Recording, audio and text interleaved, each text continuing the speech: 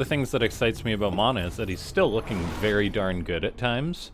Yeah, definitely. He had a really good run in EPT. He made it to the semifinals in one of the Open Cups, and then he lost 1-2 against MaxPax. So really popped off in that cup. And so I'm excited to see what he has here today. In the bottom right, it's Liquid MaNa. And in the top left, it's Spirit. Come on, Spirit. Make some nukes for us. Nuke Rush. Be awesome. Go down in history. As the only person in Nuke Rush MaNa and win. I apologize for being a little bit quiet there while we were figuring out the vetoes. my brain had to get working with us doing one of these morning events. I'm like, still waking up a little bit. Yeah, seriously. Like, we got this. Come on, brain. Whereas these European boys are wide awake. It's the evening for them. They're ready to play some Starcraft. They've probably played quite a bit already today, so they're all warmed up and ready to go. Absolutely. Probe harassment. Tail as old as time. And, ooh, that probe is close. Oh. It's close to getting... Oh, it's going to get the jukes. Oh. Not good enough. Assassination complete. Spirit says, I'll pull off another SCV if it kills your probe. Absolutely. Let's go. Death by large metal drill. Yeah. Tough way to go. I don't think there's any real good way to go in StarCraft, but that's not on my list. I think I'd like to be like stormed or hit by a disruptor if I had to choose a way to go in StarCraft. Yeah. I mean, disruptor is instantaneous. Storm would probably be pretty painful for a couple seconds before you die. Yeah. Good call. Disruptor's a good answer. I like that. Maybe hit by a baneling and just instantly vaporized by acid. I don't know. I've seen those marine animations where they're like wriggle around a little bit, covered in the slime. Oh, that's true. That's not an instant death. All right, Disruptor. I think we've decided. You're right. Reaper. A lot of Terrans don't bother with Reapers against Protoss like for the last couple years just because it's so hard to get any kills with them. Look, there's an Adept. Hey. Oh, wait. The Adept's leaving? No, that's a canceled Shade. Yep. Canceled Shade. So, I mean, for getting information, it's nice, but I don't know. Any more these days, it's one gate expand, right? You're not super crazy worried about something incredibly one base coming at you here all that much. But the Reaper's good for confirming that it's not a one base. There's an expansion. Don't have to worry about anything nuts showing up here, and MaNa's going into Stargate. Yeah.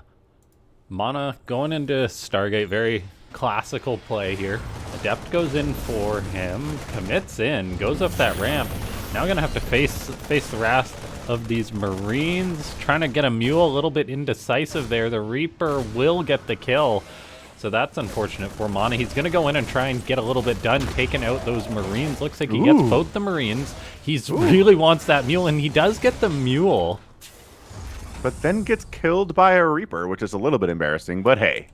Mule down, couple Marines, we'll take it. 300 resources lost for MaNa, 100 lost for Spirit at this point. One of those Marines didn't show up on the units killed tab. Oh, MaNa, this is too much, though. Oh, yeah. Shading in here and then just immediately dying to a Cyclone. Rough luck, man. That wasn't good. No kills at all. And Cyclone, good unit, turns out. Yeah, regardless of what version it's in, it's pretty handy most of the time. Yeah, it's pretty nuts how they made some pretty big changes to it in this patch, and people are like, oh, I don't know. Maybe they ruined Cyclone, and now like it's as good as it was, I want to say, in the previous patch. Yeah, I honestly just love the fact that you don't need a tech lab to build them anymore. Right, that's a huge buff. Like, because that's one of the weakest points in Terran, if you're going heavy factory and not a lot of racks, is you don't have a lot of sturdy stuff. Whereas just being able to make a Cyclone when you're in trouble or something is very handy. Yeah, no, it's fantastic. Can't argue with it. Oracle did snipe a mule back there with the natural, which is fun, but now the Cyclone's out patrolling. Ooh, robotic support bay coming in from MaNa now. Ooh, yeah, going. It's like, what do you think? Colossus here? I think it's gotta be. Yeah, Phoenix Colossus potentially. I love the fact that he's committing hard onto these two bases, just taking his time, not getting his third base super duper early. Looks like he'll be taking that soon, but he's getting out the tech first, so he'll have out a Colossus, making an Immortal now as well, a great defensive unit. And seeing as how Spirit is actually just going for two bases at the minute, I think that's absolutely the right call. Yeah, I think that's right. Get that splash damage out a little bit earlier, maybe. And see what you can get done with it. The Viking to help deal with an Oracle if it shows up. Yeah, I'm liking this from Spirit. Playing it safe. Oh, Reaper gets wiped by the Oracle. Rough stuff, man.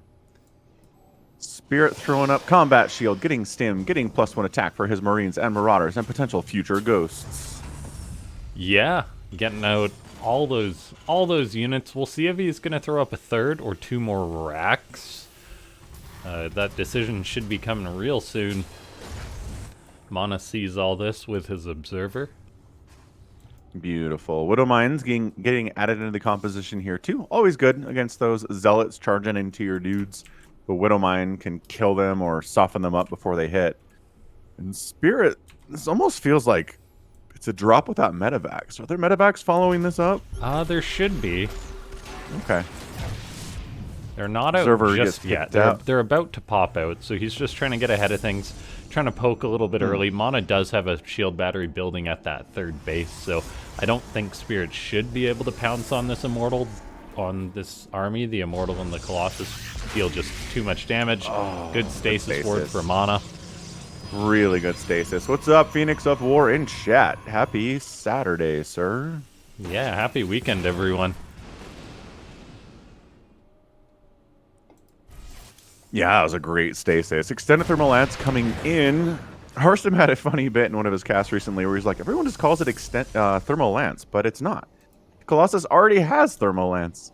This is extended Thermal Lance. It gets longer. I'm like, yeah, I know. I say it right, Harston. I'm with you, buddy. That's such a Protoss player thing to say. Like, no, say my upgrade names. I don't know about this position from Spirit. He's just kind of sharking around, trying to see if it's safe to pull up and drop inside the main, but it's not. MaNa's right on top of this. Yeah, he's looking for a window. It's either to get some harassment damage done or just for MaNa to be slightly out of position so he can just pounce on him all of a sudden. If MaNa gives Spirit that opportunity, he'll definitely take it. But MaNa's positioning is good. He invested in those high-tech units early on, and now he's kind of reaping the rewards of that. The fact that he's got out these Colossus, gets a couple of good lifts and force fields off, going away from his battery and not playing entirely defensive. Very bold move by MaNa, but I like it. Spirit's coming into the third, but I think he's going to be limited as to how much he gets done, and he gets pushed out. Yeah, MaNa got a second Colossus to pop. So that's nice. Oh, he's adding carriers. Oh, Holy already. smokes. Did I miss What? that fleet beacon? Yes, we totally did. Man, this is awesome to see. MaNa really going hard on the tech here today. I love it. Oh, and actually, Phoenix, I main Zerg, but yeah, I like Hearthstone. Phoenix hacking away at those Medivacs, getting lifts on Marauders, big ticket items. I don't know about standing and fighting there, but the other part of Spirit's army gets in, and I think they're going to get this Nexus. What a nice little counter sneak attack. Nexus pick up, get out of there. Beautiful play. Yeah, that's really problematic. The Phoenix are trying to get some return damage done by picking off a Medivac, but it's just really trivial, and I think that's quite a bit of damage that Spirit got done there. MaNa supply blocked heavily, loses two bases. He's trying to defend two locations now, so he goes for rebuilds that third, goes for a fourth, and all of a sudden his carrier production is going to be cut. Look how hard he's been supply blocked. Yeah, losing that. Oh, that fourth base is under attack too for MaNa. Or canceled. There we go. Not done yet. Did get canceled. That hurts too. Phoenix trying to get lift and kills. Trying to killing Medivacs is so good against Terran, but man, there is just more and more stuff from Spirit coming across the map. Thanks, Phoenix, for the $10 support donation to the players today using the Matcherino. Okay, there's two shield batteries here for MaNa, actually three, but he's got to be careful. Spirit, he's been making Vikings this whole time, so he's Got a lot of anti-air out to help deal with those carriers and Colossus. 2 carriers really isn't enough. MaNa's about to have 5, though, once these extra ones pop. That could be what he needs to get a good engagement or to at least defend for now. Yeah, he's got to wait for interceptors to be built on those 2, though. So there's tiny amounts of interceptors in here. Losing another Phoenix, not looking good. So yeah, the carriers have popped. Interceptors being produced 3 at a time. That's how that works. They do build quickly. Interceptor count getting up there, and he just gained some more carriers here. MaNa believes in the power of the Protoss capital ship. Yeah, he's going out. He's just trying to take a good fight right now. A good concave for Spirit, though. I think MaNa's going to have to back up. If you look at his interceptors, they're pretty much all dead. Yep. Again, they do replace pretty quickly. Nice Guardian Shield pop on that battle, too. But yeah, like you said, the concave was just too good. So rebuilding interceptors 5 at a time, working on +2 air weapons. Vikings getting pumped 3 at a time from Spirit here, and he's adding in ghosts. Here we go. Yeah. Probably for some EMPs at this stage. We all know what those ghosts do. Yeah. MaNa has got out a good number of carriers. He's heading towards +2 attack as well. That's going to be a really big benefit for them. He is finally getting those interceptors all rebuilt for the most part. He's got to be careful as far as the engagements he picks, though. Ow. He just totally took a Widowmine shot to like the entire carrier group. That's not ideal, but they have enough shield. It's not a massive problem. All right, Spirit again coming, thinking about coming up a ramp. That's the thing about this map is you got to go up a ramp to engage.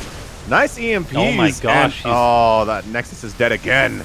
That's just so bold by Spirit to say, yeah, I can grab that base in about 2 seconds. I mean, the damage output of Marine Marauder with Stim is insane. So yeah, you don't need that long. You just need some alone time with that Nexus, and bam, it's dead. MaNa says, all right, that's it.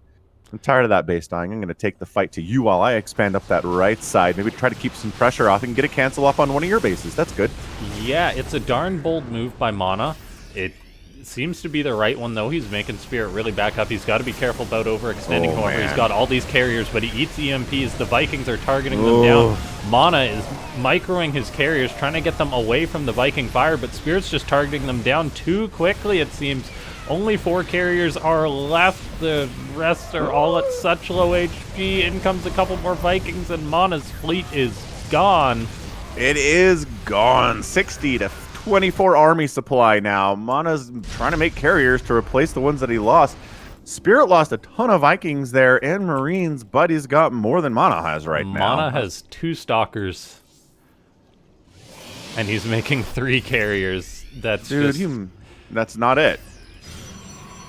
It's not it. What's up, John Solo? Good morning. Yeah, I liked the aggressive move by MaNa, but he just didn't have what he needed to break Spirit there. Spirit was on it with his production. He made all the Vikings that he needed. And now, like, the odds of Protoss coming back here are very, very thin, if not nil. Yeah, I'll give that a nil rating personally. That's just not happening. And there you go. GG. Spirit takes game number 1 on Goldenar, going up 1-0 in this best of 5 first set. Yeah, that was just compositional choice, man. If you look at the army graph at the end there, MaNa and Spirit have pretty much even army supply, and then it just goes what for MaNa. So yeah, I mean, there's a chance he could have kept on defending. I understand having the 8-9 carriers he did, though, and saying, right, this can be my moment. But Spirit's concave was just too darn good, and he really had all the Vikings in position. He targeted correctly with them. Right, and there were so many, too. And yeah, he wasn't just attacking the interceptors. Hilarious. That would have been very funny. But yeah, I mean, obviously, Spirit's a good enough player to not have to worry about that. Yeah, that's fantastic. Yeah. All right. Yeah, MaNa, if he just canceled the 5th like he did and backed out, that would have been the right thing to do. Obviously, attacking wasn't, but yeah, I think getting a cancel on that base and then pulling back probably would have been the right choice on that one. Thanks so much to everyone for tuning into this Afreeca World 109. It's good to be here. Make sure you press that 1-up button on the stream. check out the Matcherino, which is linked in the blurb there. I'll also link that in chat. But we've got that sound, that magic sound of a game of StarCraft 2 starting. Yeah, is the sound. In the bottom right, representing Navi, it's Spirit. And in the top left, MaNa is here.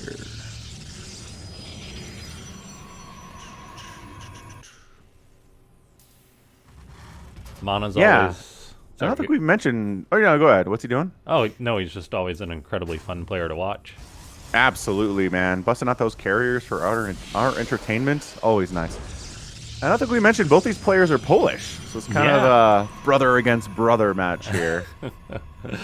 The Polish StarCraft 2 scene is something that I admire a lot, really. It is. It's crazy strong, for sure. I went on a rant about this. It was probably like 6 months ago at this point. Because someone was bringing up like the best SC2 nations.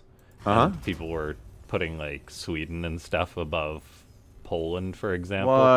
And I'm like, okay, Thorzane and Naniwa were good 10 years ago. Poland's had top players for StarCraft 2's entirety. Yeah. From Brood War. Again, Brood War players that started moving into StarCraft 2. The StarCraft scene in Poland's been going on forever. And they have an incredibly deep lineup, too, on top of champion caliber players. Right. As well. Like, they've got lots of mid-tiers and lower-tier pro players. Yeah, absolutely. And thanks Phoenix and John Solo and Aki for using the Matcherino coupon. There's a link in the chat there if you want to throw free money at these players. Doesn't go to us, goes to the players, encourages them to participate in more Afreeca Worlds, and it costs nothing out of your own pocket. So give it a shot here while we're setting up game number 2. Yeah, thanks so much to everyone for tuning in. Oh, Reaper gets a kill on the scouting probe. I guess that counts. Reapers are just like, I just want a probe kill. I don't care where it is. Now try to get one on the other side of the map. Good luck, sir. And he's going for a second Reaper as well. I love this. This is one of my favorite things to do on ladder. Okay. Just the idea that one Adept isn't enough to handle 2 Reapers? Protoss players' brains just melt when it comes to a Terran having, like... I mean, that's not good what just happened there for Spirit. Not a good start for what we're trying to do. Clearly, MaNa's brain has not melted. But, yeah, like, Protoss players, all of a sudden, when there's, like, 3 Reapers and a Hellion roll up, they get out of position so easily, at least at my lower level, so... Yeah, I mean, fair, and... Reapers are fast, and if there's 2 of them, keeping track of both of them at the same time totally sucks. Well, that's CV. That's a delayed second base. And then Cyclone says, I am the answer to all things. And it kills the Adept. The Adept almost got out. Yeah, I mean, it took like 12 hits, but the hits come fast, so that's nice. Phoenix wants Reaper Stim to come back. Oh, man, Reaper Stim. That is a... Oh. That never made it into the actual game, did it? Was that just in a PTR? Was it in one of the campaigns, maybe? Maybe he's talking about a campaign ability. I can't recall. Every ability under the sun was in the campaign. Yeah. Yeah. I don't know. Maybe Phoenix can enlighten us. Cyclone says, take this hallucinated abomination. What do we got? Blink here from MaNa. Yep, going into Robo. Probably going to be some kind of an aggressive Blink type attack here. Oh, wow. And second Reaper dies. Ugh. That is not good for Spirit. He's going for a Cyclone double Widowmine drop, which seems to be a nasty combination.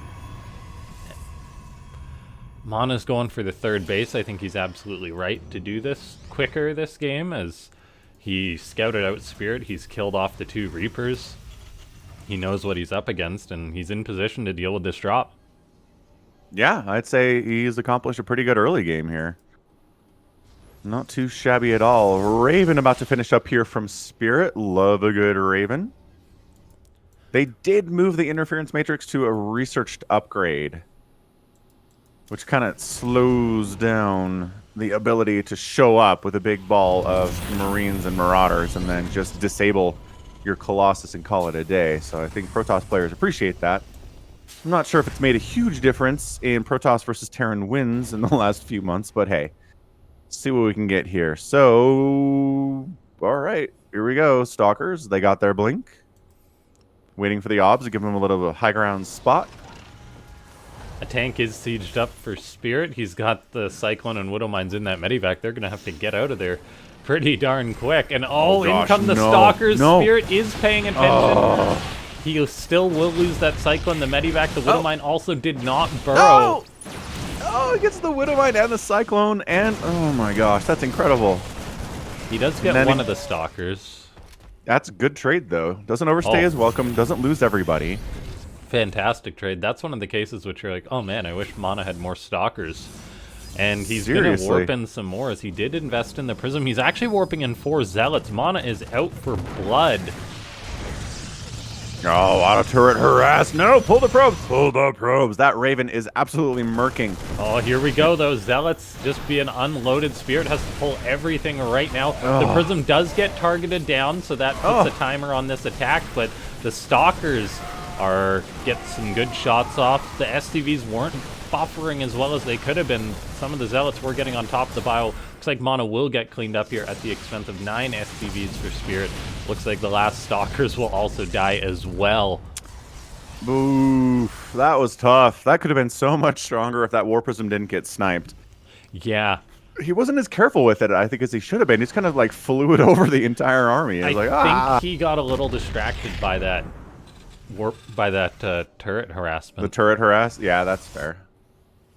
That is fair. John Solo donates $10 to the players through Matcherino. Thank you, John. Stalkers come in, and ooh, Marine SCV pick off, and then blink cooldown isn't that fast. There. Oh, yes, it is. We're not actually leaving, guys.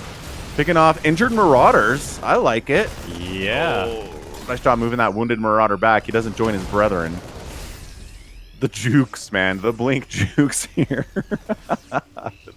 He's going to make it out. Look at this. Oh, amazing. Amazing, MaNa. We'll have to keep an eye on that Stalker. It's probably dead, actually. I think it got chased down. Oh. Yep. No Medevac mercy. chased it down. So Phoenix says, as far as he knows, Reaper Stim existed in the alpha of StarCraft 2. So never made it into the game. But it was there for a minute. There's a video of it, I'm sure. Okay, Back in the day. MaNa has set himself up quite nicely this game, I feel. He's got 6 gateways out. He's making an immortal, getting up lots of static defense, and he's got a pretty good army supply, all in all. Spirit's been kept at home for a large portion of this game. He's now having to deal with more Zealot harassment at a time that he needs to be getting damage done to the Protoss. This is a 2-base, 40 SCV Terran against a 3-base Protoss with 63 workers. What splash damage does he have, LaughNgamez? He has none, Falk. This concerns me. He's building photon cannons, though. A lot, actually. I mean, cannons will help. The robotic support base coming in, but that's not instantaneous splash. You got to build stuff. That takes a minute. I don't know if MaNa's going to be okay with this push. You make a very good point as this 80 supply to 65 crosses the map. I'm surprised that Spirit's not just pulling the boys right now. I know. really am. Oh, wait, is he? What's that? No. Just more Marines. Okay, fine. And he's going for it, however, and look at all this bio kiting against the Zealots. Widow Mine's getting shots off. The battery overcharge is good for MaNa, but you were right. Not. There's just not enough. Turns out 2 photon cannons does not make up for lack of splash damage super easily anyway. MaNa might be able to hold on here as the battery does heal up that cannon, and some of the other units lost only 9 workers so far, and he has whittled down most of Spirit's supply. MaNa's going to have a much easier time replacing this with the Warpin. Spirit has nothing else coming across the map, as there was more Zealots in the main base, and that may be all that MaNa needs. Supply is tight for now, but give it another round of Warpins, and MaNa is going to be laughing. Yeah, that Zealot counterattack was everything for MaNa. It wiped out a bunch of SCVs. It prevented reinforcements from getting across the map there. And yeah, MaNa was so ahead economically, he could afford to lose a bunch of probes and be totally fine. This is amazing out of MaNa. Liberator's being added into the mix here from Spirit. I like that choice, and the first Colossus coming in from the Protoss right now. MaNa starting up the 4th base is a little bit bold, I'll say. He's maybe just feeling that confident. In comes Spirit, potentially going to lose a Medivac, keeps it alive. He's got a little bit of bile and a lot of Medivacs to heal him up. Stalker's trading out. There's 2 Immortals here for the Protoss. Spirit needs to fight, and he needs to fight now. Yeah, he's worried, though. He's like, there's a lot of stuff out there. I don't actually have a lot of dudes on the ground at the moment, but it's just Stalkers, I guess. But then the Colossus arrives. He goes, "Blah." And Spirit is now kiting back, getting blinked. Ooh, Medivac pickoffs on those Stalkers is hot. Guardian Shield gets popped. I don't know. Reinforcements from Spirit are here. It's just not enough for Spirit. He's going to wear thin. Even if he does kill this army, I'm sure MaNa has another warp in, and Spirit has nothing. GG. As the series gets tied 1-1. GG, man. Oh, don't listen to Falcon. Falcon's like, you need splash damage. MaNa's like, no, I don't. Shut up. I've got shield batteries and cannons, and it'll be fine. And it was. I mean, you had me believing. I was very convincing. I mean, it's true. Most of the time, Protoss doesn't go have splash damage. You can say that's probably going to go poorly. Turns out MaNa did have just the pure bulk that he needed. Yeah, that was incredible. I cannot believe that after all was said and done, the army value was basically even. Again, a lot of that was that zealot stuff on the other side of the map. It wasn't just purely, I won this engagement. GG. Wow. Mm-hmm. Yeah, MaNa's zealots were fantastic that match. All right, so let's move on to Hecate. Very pink map, or purple, I guess. Whatever color that is. Magenta, maybe? Color gradients are complicated.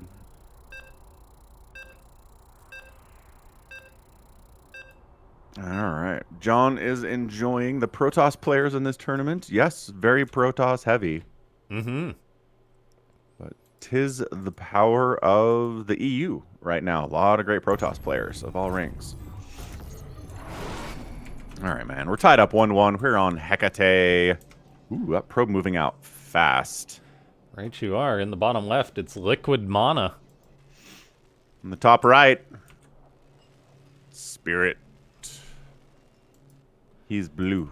Okay, what's this probe up to? It's gonna be a little proxy, maybe? Gotta be. This probe is way too fast. There's no hatch to block, MaNa. You don't have to come out this early, man. Oh my gosh, he's actually just scouting right out the gate. Just like super early probe harass. What the crap, dude? Is Spirit known for like proxy raxing on this map or something? I don't know about this map. Like, any Terran's known for proxy raxing, right? There's no professional Terran out there that's like, this guy never proxies. That's true. However, So, I don't know. Maybe just being safe. Yeah, it's super safe. I mean, you're going to send out the probe anyway. MaNa's like, I want to know. And he sure does. He's like, nothing is weird here at all. He wants that SAV so bad. But I was going to say, Spirit's too good to lose it, but that is... It's a very injured SCV. Oh. Hey, injured probe now, and the SCVs are out for blood. Oh, dead. Again, another dead one. Nice micro. Spirit's SCV micro is really good. Yeah, if he gets a probe down to one hit, he is for sure going to finish it, it seems. Yeah, he was willing to commit a couple extra SCVs to make it happen, too. John Solo says he got 6 inches of snow yesterday. Boo. Woo! Yes, watch Starcraft. Don't shovel it. Good call. Oh, did I get snow yesterday? I don't even know. I'm not going to look outside. I'm just going to sit here and be in ignorance. Ignorance is bliss. It is. We've reached the point that all our snow is going to be melting the next couple days here. Okay, that's good. Probably get some more later, though. We're still in January, for heaven's sakes. All right. Well, haven't had any nukes yet. We did get some ghosts for EMP, as is pretty standard. Last game didn't get quite far enough to get to that point. That's okay. Got at least another couple games to go here in this matchup. Mm-hmm. And let's see if Spirit can keep his Reapers alive a little bit longer. Yeah, this game. a lot went wrong that game for Spirit. Yeah. Oh, hang on. He's got a window. He's got a window. Yeah, and he's... Oh, the body block. Got a probe. Oh, he did it! He did the thing. He got a probe. Get 2 probes. Come on, man. Yeah, getting the probe is doable, but is getting out as well? Oh, that Adept Shades. Is Spirit going to be able to grab another probe? Yes, absolutely. Ready, dead, and escape. I don't know if escape's part of the plan, Falcon. No, it is not. Oh, that building wall. That's annoying. There was no escape avenue on this southern half of that base. That's, wow, incredible. All right, well, blink on the way for MaNa. And that's what happens when Protoss commits their first Adept across the map. Gives the Reaper a little bit of play, and then the Cyclone kills the Adept. Woof. Spirit was able to keep that SCV alive from the Adept, presumably. Both players doing a lot of micro there early on in the game. Spirit, I'd say, coming out slightly ahead. He's feeling confident now, too. Moving out with 4 Marines and a Cyclone. He's got a Medivac, a tank, and 2 more Marines on the way behind this. He's looking to get a little bit aggressive here. I mean, that's the name of the game in TVP these days, is aggression, right? And has been for a long time. So MaNa should be fairly aware of this. I don't know, man. No shield batteries, no cannons coming up. He's just waiting on Blink, waiting on his Robo. The lack of battery is very concerning. Spirit's just chilling too, interestingly enough. There we go, Medivac boosting across the map. MaNa has got a Prism on the way, so he'll be able to micro the Stalkers with that when this attack comes in, and that could actually be a big deal. 2 more gateways are finishing up momentarily, so he'll have another Warpin or 2. It's not going to be easy, and it's going to require some good micro from MaNa to deal with this, however, and he's not paying attention. He almost loses 1 Stalker, saves it in the Prism, but he's got a lot of work to do here. Warps in another Stalker. That one will perish. He's got 3 more to warp in. Blink is almost done for him as well, but until then, it's not going to be easy. No, depowers the Robo, depowers the Warp Gate. Tank gets picked off. Cyclone pouring damage out, though. Spirit's positioning was not perfect there, and we see MaNa doing some great Prism micro. The Adept gets saved, but then perishes a little bit later. However, now the Marines are against Stalkers in the Prism. He does lose another Stalker or 2. All in all, I'm not sure whether that was good or bad, but it was certainly ugly. Yeah, certainly ugly. Anytime your building's getting depowered, it's a bad feel. But he's alive. And we'll see. We'll see how this Blink attack is going to succeed for him or not. Yeah, Spirit, he's got the 1 tank out to defend against this. MaNa's warping in a Zealot again, so he's really looking to get some damage done. Another tank is about to pop out for Spirit. He's got 1 Marauder out. He's building another bunker at the natural. Tanks are going to siege up. And that second bunker at the natural, I think, was actually a great move by Spirit, because it's going to buy him a lot more time. Is there auto turret harass on the other side? Something that pulled those probes. Maybe a Widow Mine or auto turret. There it is. Yeah, auto turret. There it is. Dark Shrine coming in from MaNa. 1 behind. Dark Shrine is what they say. Also, Warp Prism into your enemy's main. Okay, tank gets saved by the Medivac. The second tank does not, and the Medivac does go down. But that's more than enough to push MaNa away. And Spirit, I believe, has 100% seen the Dark Shrine. Yeah, that Raven's been sharking around. He knows. So, I don't know. What do you really change here? You've got scans available. You got the comm sat. You got the Raven. Like, you got detection available. MaNa's 3rd base is starting to warp in here. Additional shield battery is getting tossed up. Yeah. If MaNa hadn't already built the Dark Shrine in this situation, I'd be saying he needs to build a Dark Shrine. I'm not sure what he needs to do at this point in this game, because he's incredibly far behind on workers. He's got very minimal as far as supply goes. He's going to try and make a play happen with the DTs. The DTs that were spotted 2 minutes ago, so Spirit is on it, chasing away that Prism. Yeah, it's a rough ask right now when your opponent knows you have DTs to get something like that done. He says that MaNa almost used the Warp Prism to power that gateway that got depowered. Oh, maybe I missed that. That would have been, yeah, that would have been super cool. But yeah, I didn't quite pull it off. Anyway, yep, DT's come in, Scan comes in. Spirit says, I've dealt with your invisible men enough in my life. This is not happening, so Archons it is. Yeah, MaNa's like, yeah, it works versus Zerg, so... Yeah, right? He recalls... Oh no, Stalkers into the tanks. Yeah, that's brutal. He recalled the morphing in Archons. That's pretty cool. Yeah, the problem is, though, there's just nothing here for MaNa. He's got 2 Archons and Immortal, and some Stalkers against a Terran that will be able to kite for days. Alright, Blink's on top of it. Archons get target fired first. That is the answer, as he does just Blink right on top of it. Stalkers now blink away from the situation, so he does take an okay trade. He lost both of his Archons there to shut Spirit down for a minute. I mean, at bottom time, he needs something else, though. He's making a boatload of gateways, going up to 9. Charge is only halfway done, though, and Spirit's got another attack coming in. And oh, MaNa's misreading this a little bit. In comes Spirit. The Immortals are very vulnerable. They're getting targeted down. Concussive Shell. GG gets called. Oof. Spirit goes up 2-1 in this best of 5. Yeah, that was tough. That was extremely tough there. But, you know, pretty good back and forth overall. 9-minute game. Yeah. We'll move on to the next one, see what we've got here. If you like PvP, that's what our next best of 5 is going to be.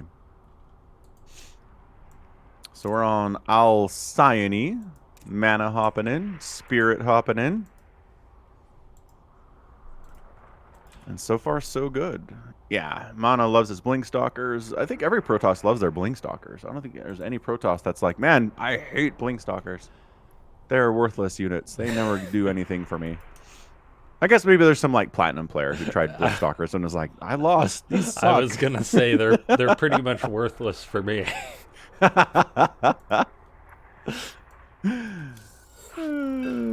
For me, Stalkers may as well just have a one-time blink. That's it. Just commit in or commit out. That's all I use them for. I ain't doing no fancy micro. It's a depletable resource blink. You get one. Purchase more blink for 99 cents. Yeah, exactly. It's like spider mines in Brood War. You get 3 of them. That's it. Yeah, that's such an interesting mechanic. It is. Okay. In the top right, he's on the ropes. But he's a good player, so maybe he can bring it back. It's Liquid MaNa. And on the bottom left, he's blue. He's looking good. It's Spirit. Early probe again for MaNa. Yeah, spider mines are so good in Brood War that they say the 75 minerals is actually for the spider mines, and the vulture is just tossed in free. It's like, you're paying for spider mines. They are fantastic.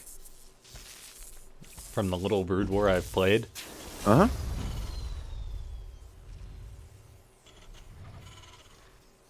All right, so here's the thing. I don't know. I don't know about this probe scout timing. I really don't. I mean, it does a fantastic job of telling you that it's not a proxy. But other than that, I'm just not sure what value it provides. Maybe against a lesser player, it distracts, it throws timings off. Maybe they pull a couple extra SCVs off to kill your probe and they can't. But Spirit's excellent, so I don't know what we're trying to do here. Yeah, against lesser players, definitely. But anyone that MaNa's playing against, for the most part, I'd say is probably not that much of a lesser player. Right. So it's like, maybe it's just to give MaNa just really likes to see what his opponent's doing. Like, he's seen the double gas as early as you possibly can, so he can just think about the way the game's going to go. I don't know. Yeah. I mean, look, information's good. But the thing is that the higher level you are, the more that information costs. Like, Zerg players will not drone scout because it hurts their economy too much, right? So scouting is good, but it's not always good in all situations equally. Mm-hmm. I don't know. So Probe heads on back home, blocking off the Reaper hop-up spot. We'll see if Spirit wants to Reaper Grenade, propel himself over that wall, which would be a super sick move. Yeah, it's a longer travel distance on this map, so Spirit may have a bit of a harder time getting aggressive. Come on, do it. Do it. He's going to do it. He's not going to do it. Ah.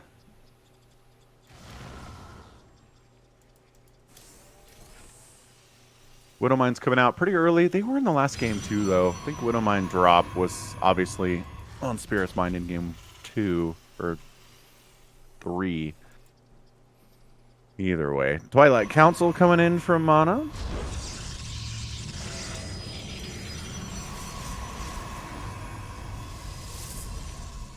And for now, just trying to deal with this annoying Reaper as you do.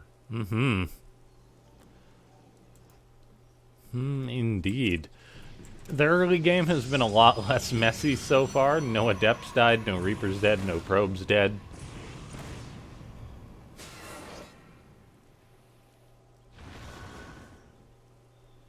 Cyclone is on the way. That Medivac's about to pop out.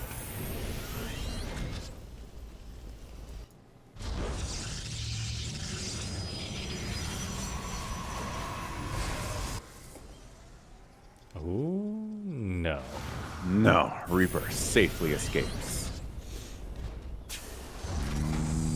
Second base Landon. All's well in Terranville, and here we go. Little push out.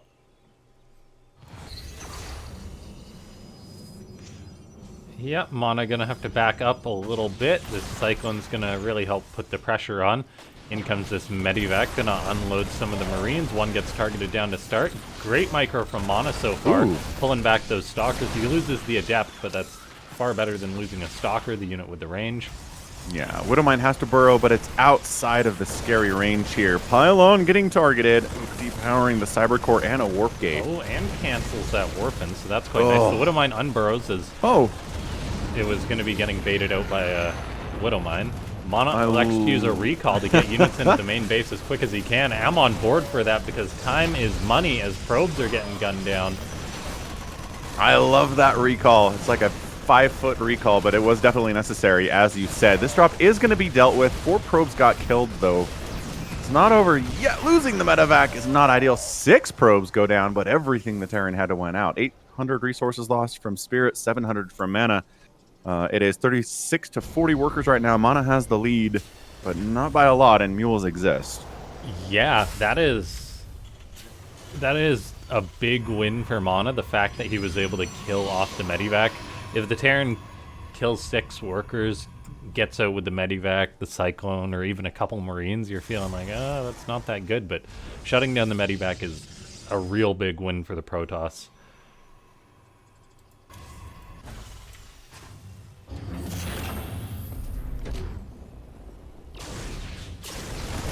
MaNa tosses out a hallucinated Phoenix, get that information, see just exactly where he's at. Sees Spirit bunkering down with his tank, getting up his extra racks or 2. And yeah, he's just getting a charge, a Colossus. I believe he was building an Immortal for a second and he may have canceled that. Maybe I'm mistaken. What's up there? Ooh. More auto. He's like, the auto turret harass was in really good today. Not this time, though. No. MaNa shuts that down. Losing the Raven is a big loss for Spirit. That auto turret harassment has been huge for him all game. It's really pulled the Protoss' attention away. Now MaNa can focus pretty much solely on this Prism harassment. That helps a lot.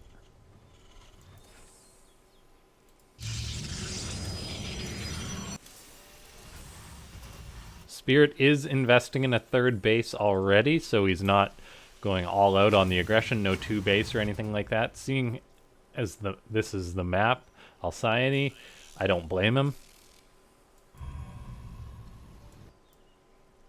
Definitely not.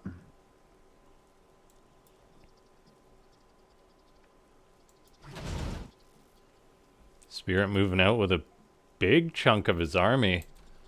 2 tanks, a lot of bio, maybe hoping that MaNa expanded to this location. He did in fact not, so he's going to have to try attacking somewhere else. Potentially going into the natural. We'll see. MaNa does not suspect this. He's waiting to set up his perfect Prism harassment. Observer's flying in. There is a turret there for Spirit, but Spirit's looking to be the aggressor here. 2 tanks sieging up is really going to help out against these Colossus. One of the Colossus is seen. Spirit runs in, gets pushed away though, and just that gateway and Colossus's presence has put the brakes on this. Yeah. Oh, Zealots have to pick up. Don't like what they see there. War Prism evacing. Siege tanks continuing to shell in here. Siege tank always a good answer to Colossus. That range is unstoppable. Yeah, MaNa has charge, however, so I feel with another warp in or two, he should be fine. He just warped in 2 High Templar. Whether he's going to make an Archon or not, it remains to be seen. There we go. MaNa Archon on the other side. MaNa zealoting on the other side here too, picking off SCVs. I like it. Not getting too much, but here he goes, and I think he's definitely got the stuff to break this. The Zealots puffer those Widow Mines and tank shots. Beautiful force fields by the Protoss player. And Spirit cannot stay there. Yeah, great force fields. Absolutely perfection. Vikings being added in to deal with the Colossus. High Templar tossing in here too for Archons. 4 probes at a time. And a Ghost Academy getting fired up here from Spirit too. Yeah, I liked that move for Spirit. Just, he completely had MaNa unaware for a second going for that attack, but a prolonged attack was not on the cards with him going for a 3rd base and then just not reinforcing it at all. Prism is found by the Viking. That's a real nice move for Spirit, having that to shut that down. It will get away though.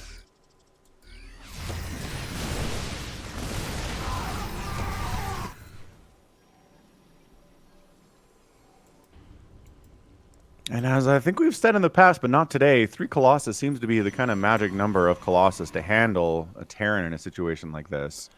So 3rd one's going to pop here soon, but I'm not sure if they're going to be collected. This drop is so... Ooh, boosts in, sees Shield Battery, Stalker, Cannon, Colossus, and says, never mind. Rightfully so, I imagine. Yeah.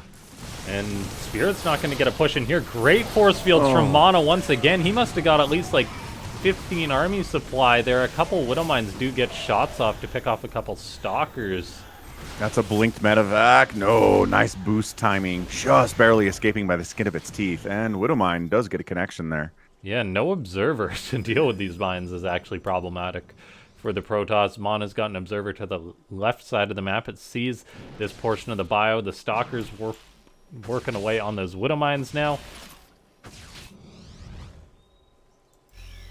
MaNa's looking to bring the heat as he's got 3 Colossus, 2 Archons, and a Prism to reinforce this. There is Ghost dropping EMPs, so the Archons will pop relatively fast, however.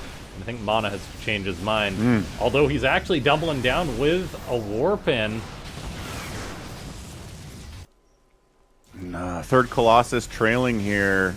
Is that a 4th Colossus? That is a 4th Colossus. MaNa is just sending everything he's got right now. That Colossus actually walked over one of the Widow Mines. It might not matter, though, as he's really pushing Spirit's 3rd hard. Zealots killing tons of SCVs. There's only a couple of Vikings here for the Terran, so he's facing the wrath of those 4 Colossus. +2 attack isn't done yet for MaNa. It might not matter, though, but he is forced to recall, and he loses every Colossus. Oh, no. We tried to recall out of there, but nope. They nerfed Colossus a couple of patches ago, and those Colossus died before they could get out. That orbital being alive is so big. And by alive, I mean it's actively dying. There we go. There's the repair. There's the repair. Now, Spirit is moved across the map. He has to get damage done. I think that's a pretty good possibility as the supply is 81 to 30. What does MaNa have as far as tech units go? It's nothing. It's going to be all about his static defense and his Stalker control. But there's the battery unpowered, so it's just the Stalkers. There's another cannon and a Zealot Warp in there. A couple more buildings finished. Spirit's in a corner now. He's got to get some damage done, though. Yeah, he does, and he is. Probes are dying. Probes are fighting. That's never good. A new Colossus coming in, but 16-21.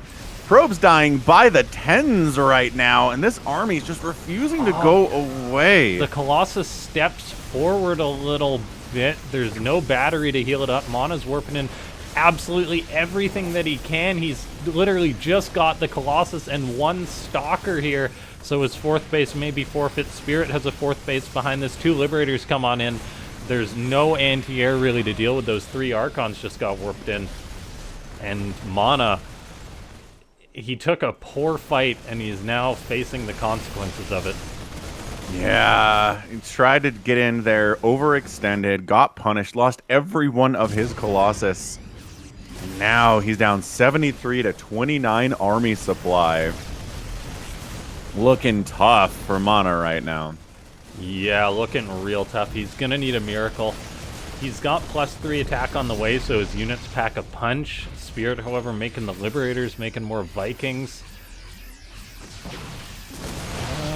Stalkers do get a Medivac. That's quite nice.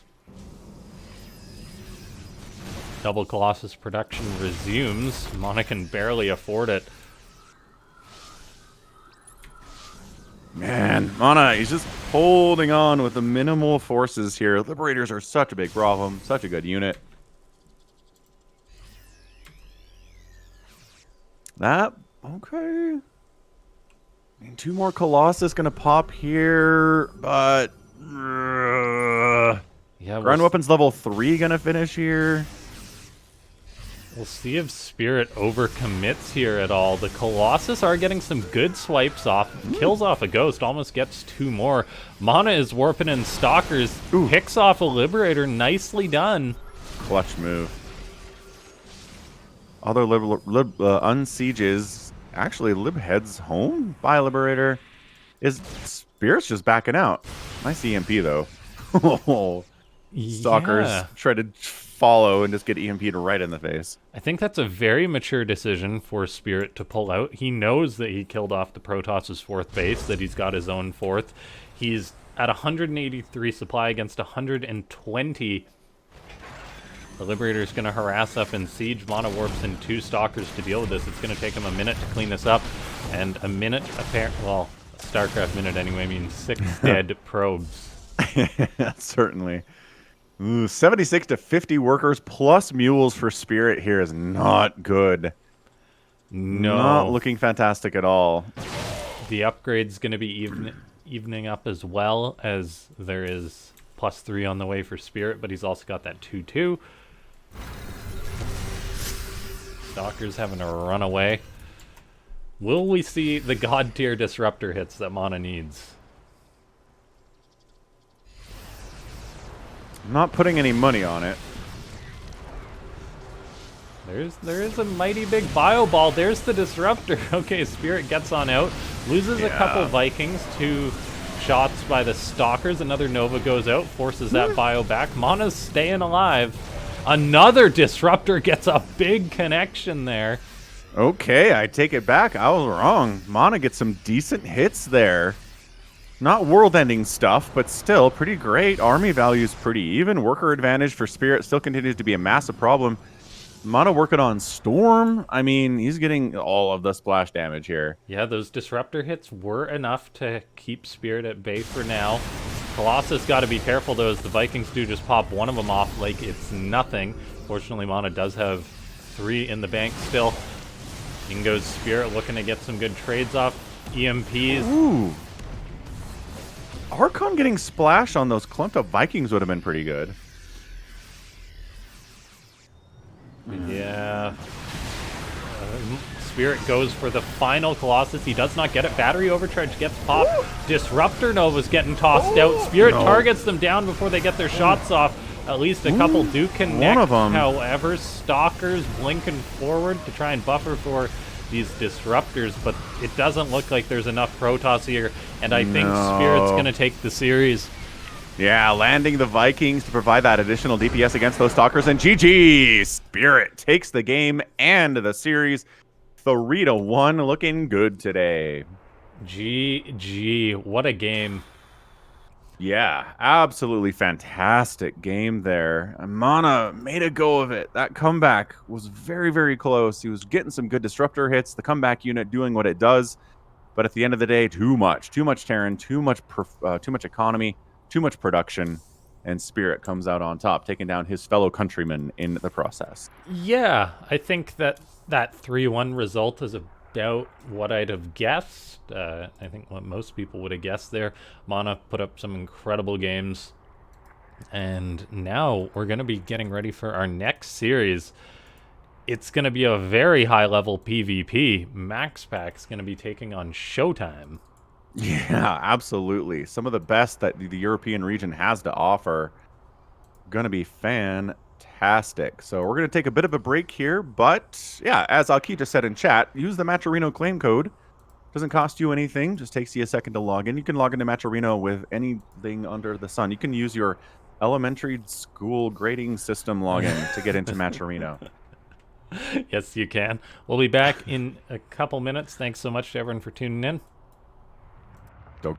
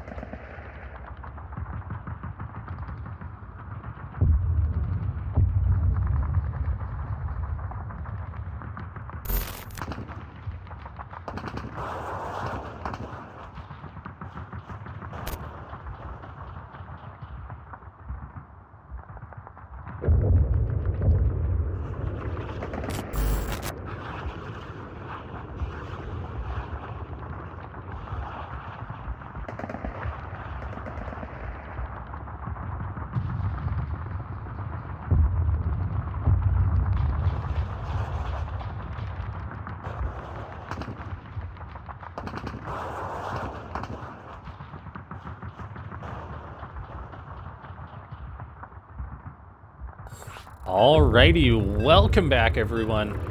It is Falcon Paladin and I, LaughNgamez, ready for another series. And this one is going to be a best of 5 PvP. Before we jump into that though, I did want to mention an event that Afreeca actually has going on right now. For those of you that have wanted to try your hand at streaming, this can be a pretty good incentive for that, as they actually have an event going on. You may notice the round 9 hashtag in the stream title, and it's round 9. Basically, Afreeca TV has a promo that if you stream on Afreeca, you can be entered into a raffle. You can even win a PS5 if you stream, I believe it's only 4 times. So stream 4 times for an hour on Afreeca playing any game, so you can just be doing your nightly ladder session, that kind of thing, and get entered into that raffle. So check that out, linked in chat. Very cool stuff. And now here we are into the game. It's a best of 5. In the top right, it's Storm's MaxPax. And in the top left, it's the German. It's ShoWTimE. MaxPax is Danish, right? Yes. Okay. I, as an ignorant American, struggle with, like, the differences between Finland and Denmark and Sweden and Norway and all those countries up there. I think we got it. Yes, I actually want to go visit there, so. Yeah, that would be cool. Maybe not in the winter, though. Maybe in the summertime. No, I mean, if I was to move somewhere, I'd want to move to, like, Finland, I think, so. Seems like a nice place. Cyril's basically some kind of, like, duke there at this point, so yeah, that's neat. Didn't they give him, like, an honor or something? Yeah, they gave him some crazy honor. It came with land. Like, in fact, they just gave him, like, basically he's landed gentry at this stage. Very cool. Good for Cyril. And yeah, great to see that we have fantastic StarCraft 2 players from all over Europe. Like, pretty much every country has at least one good player. Absolutely. Here it is. So yeah, he got gifted land by his government back 4 years ago. How much land we talking here? I'm trying to figure it out. Found an article in Finnish. Translated for me, Google. Okay.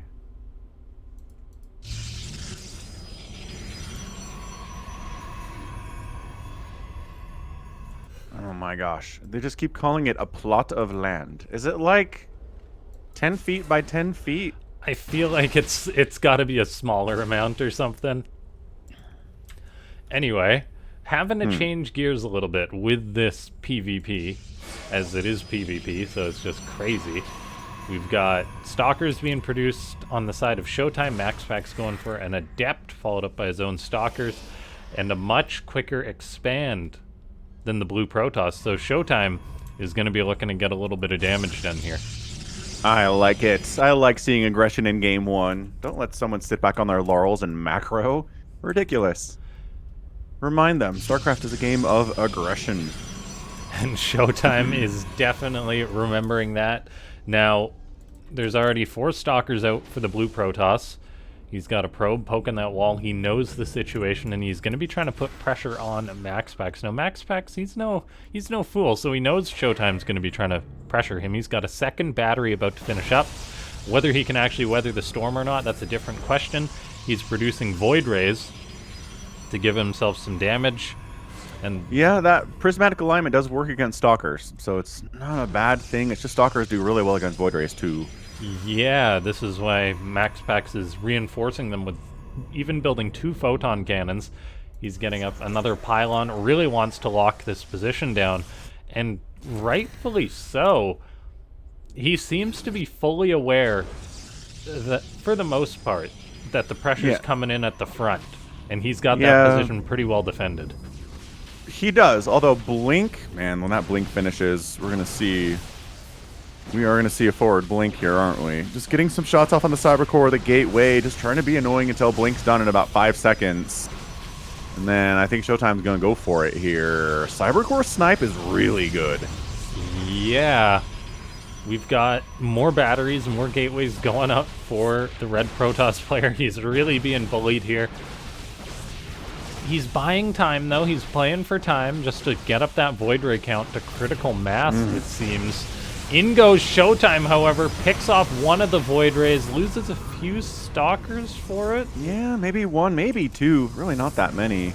No, ShoWTimE, or MaxPax, notably keeping that prismatic alignment going for the entire duration, just in case ShoWTimE came in again. Now that's over. ShoWTimE's looking to pressure once more. One of the Void Rays goes down. The second Void Ray is going to go down, and I think that may be all that ShoWTimE needs, because as far as actual units go, MaxPax says one Void Ray. These probes are fighting. They're not really built for that, though. They definitely are not. That Void Ray does get to the battery overcharge, and it is going to stay alive, shooting with that laser beam as much as it possibly can.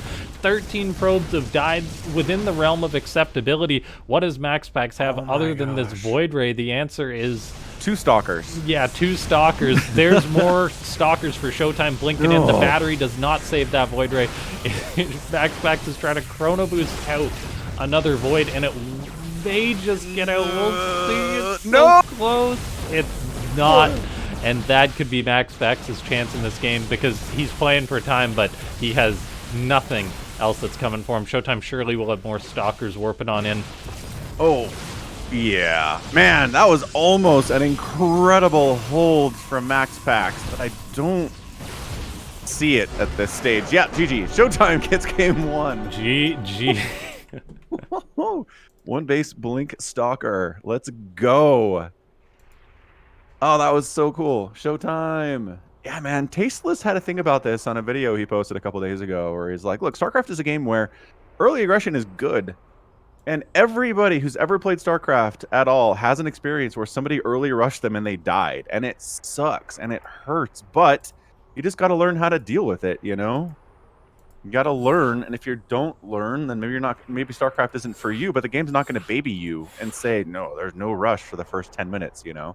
Let me give you some incredibly powerful defensive structures that means no one can ever rush. No, StarCraft, this is part of the game. And this is why people love it. Because, man, you never know. You never know when ShoWTimE is going to one base blink stalker you and take down the number 3 player in the world as by a Ligulac rank. Impressive stuff from ShoWTimE. Yeah. Yeah. It goes to show, too, how difficult it is to pull off that 2 Nexus play. There's a reason why Protoss won base for so long in this matchup. Yep.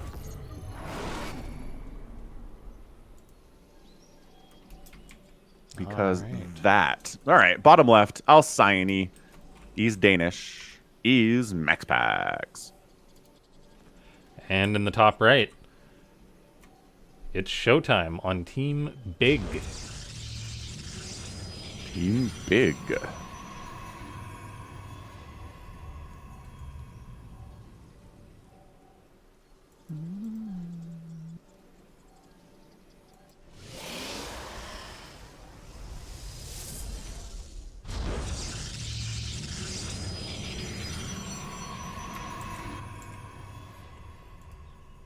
Yeah, thanks so much to everyone that's used that Matcherino coupon code already.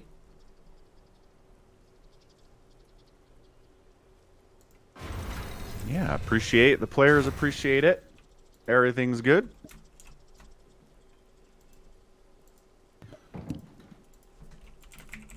All right, probe on a mission.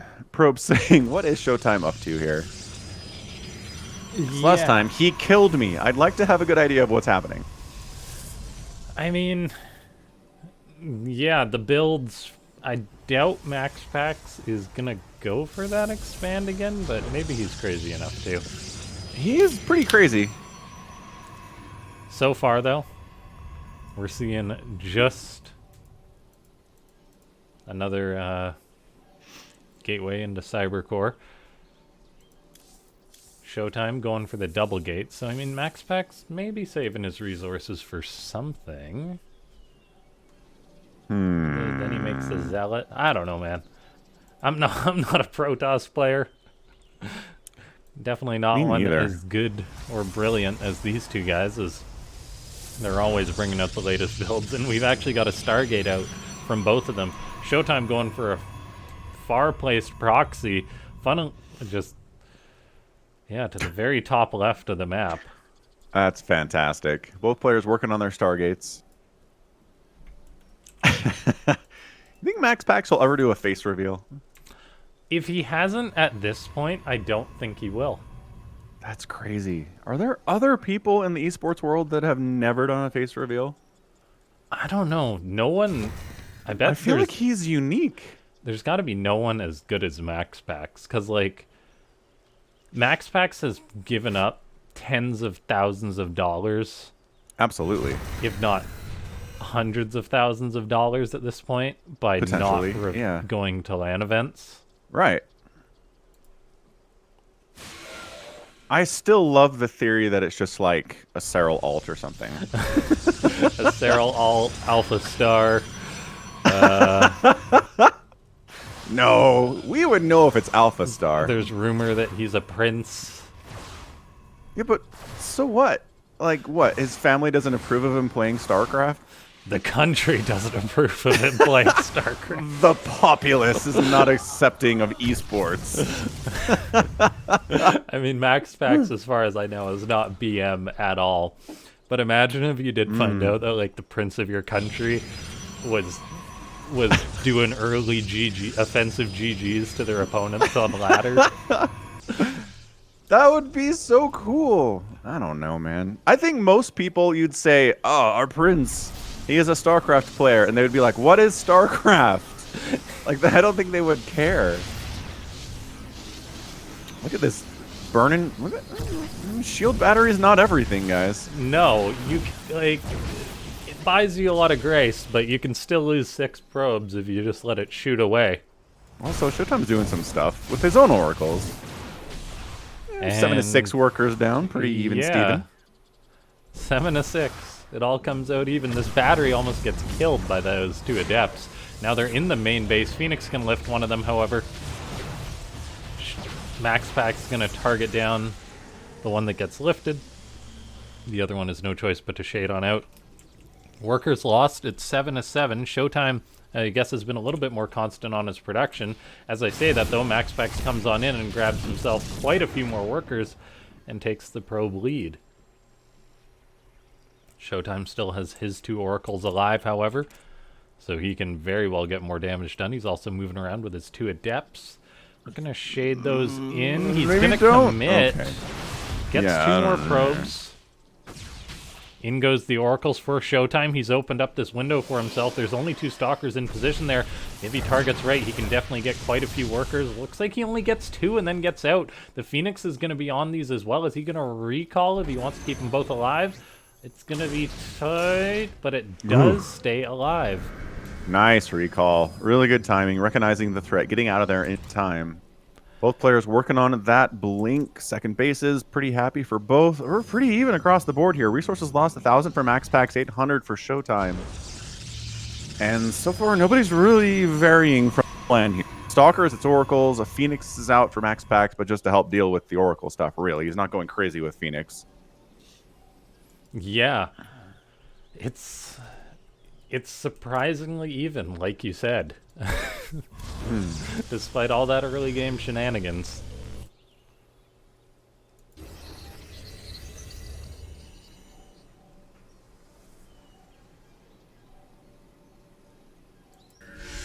Stasis ward for MaxPax, still looking to find some damage. Gets 3 probes, forces a pull.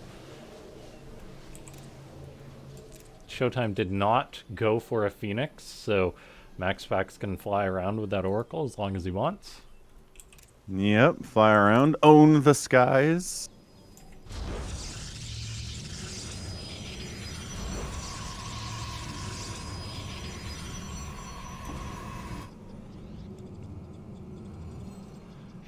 Yeah, I like the map vision that ShoWTimE has. He's up the left side. He's got stuff on the right side kind of covering here. It's pretty hard for MaxPax to really be too sneaky.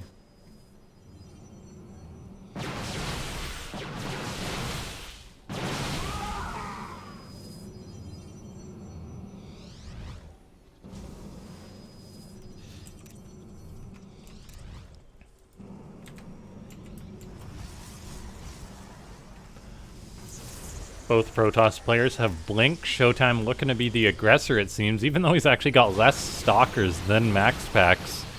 But I guess MaxPax, is he keeping some in the main? No, he's not. He's completely open, actually, to these Oracles coming in. So ShoWTimE kind of opened up a window for himself. And I was wrong. I looked for the Stalkers, but I did not see them.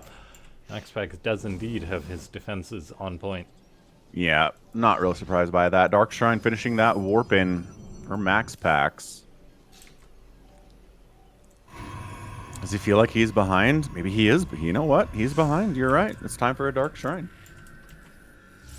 Stasis wards utilized by ShoWTimE.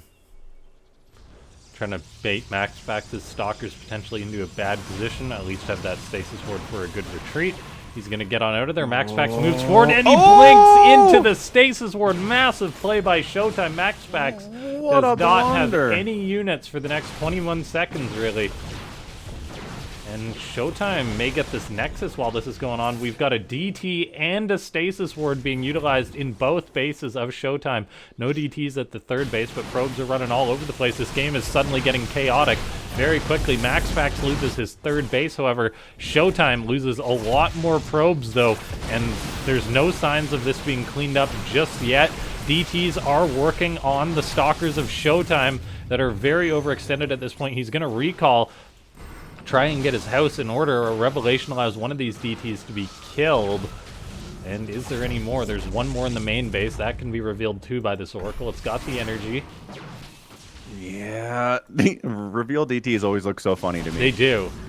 It's just like a dude in a cape. Not nearly as cool when you're perma-cloaked. Oh, gets wiped out even when he's perma-cloaked, unfortunately. Dude, both players are just absolutely hammering each other right now. Yeah, MaxPax takes the worker lead, though. Yeah, he takes the worker lead. He's down the base, though, so he still feels pressured to get some damage done. ShoWTimE with that battery overcharge. Just going to pop that, get it out of the way. He's still facing the harassment of these Dark Templar. I think that... no, there's more DTs, man.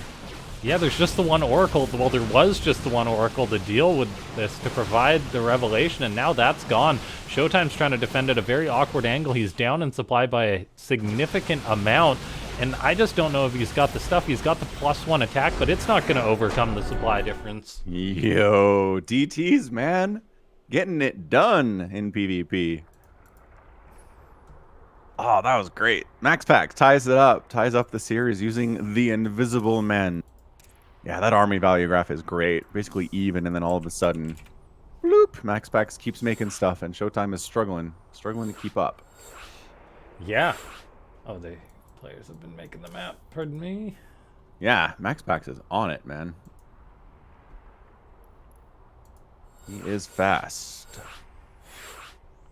All right, Falcon, you're up against MaxPax. Cool. Let's go. I can 12 pool.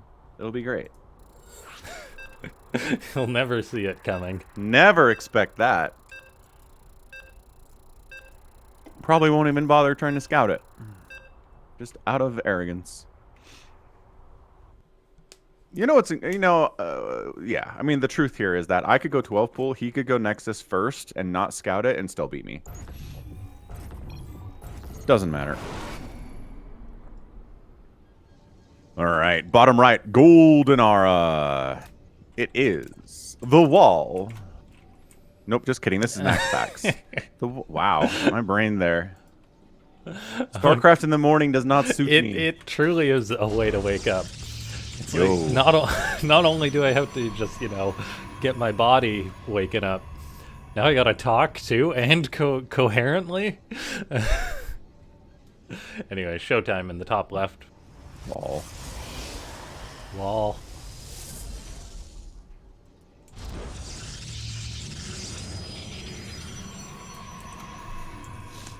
Yeah, I hope you guys are enjoying the European edition. It's good to get some, not new faces, but faces we haven't seen for a long time in Afreeca world.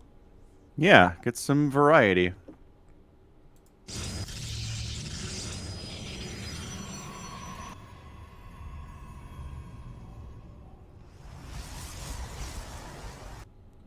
Alright, well, both players doing ye old PvP build. Nothing crazy here at all. We're tied up 1-1. Not really the time to take crazy risks in your openings, I guess. No, Golden Aura, pretty standard map as well. I could definitely see some aggression coming out of one of them. Then again, it's a PvP, so it's not exactly a big surprise there. No.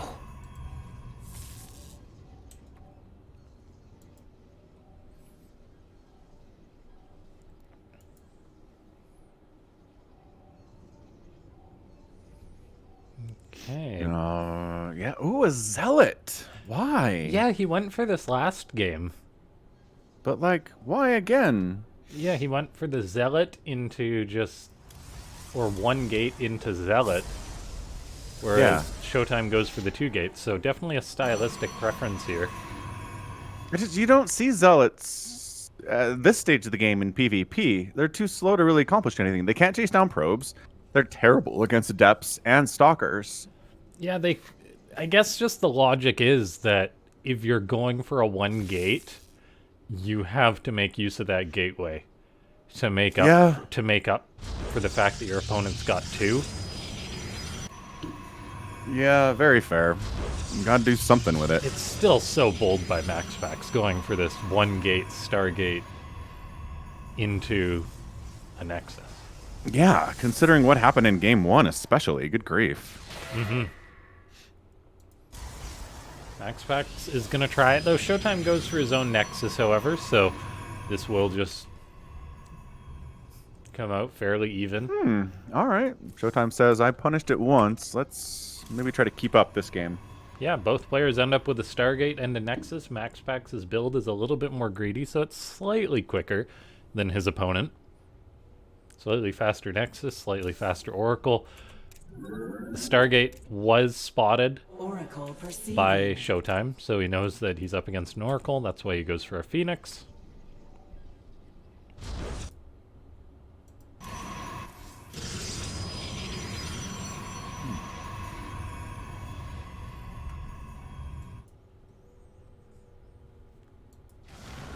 Alright, well, Zealot hoofing it across the map here.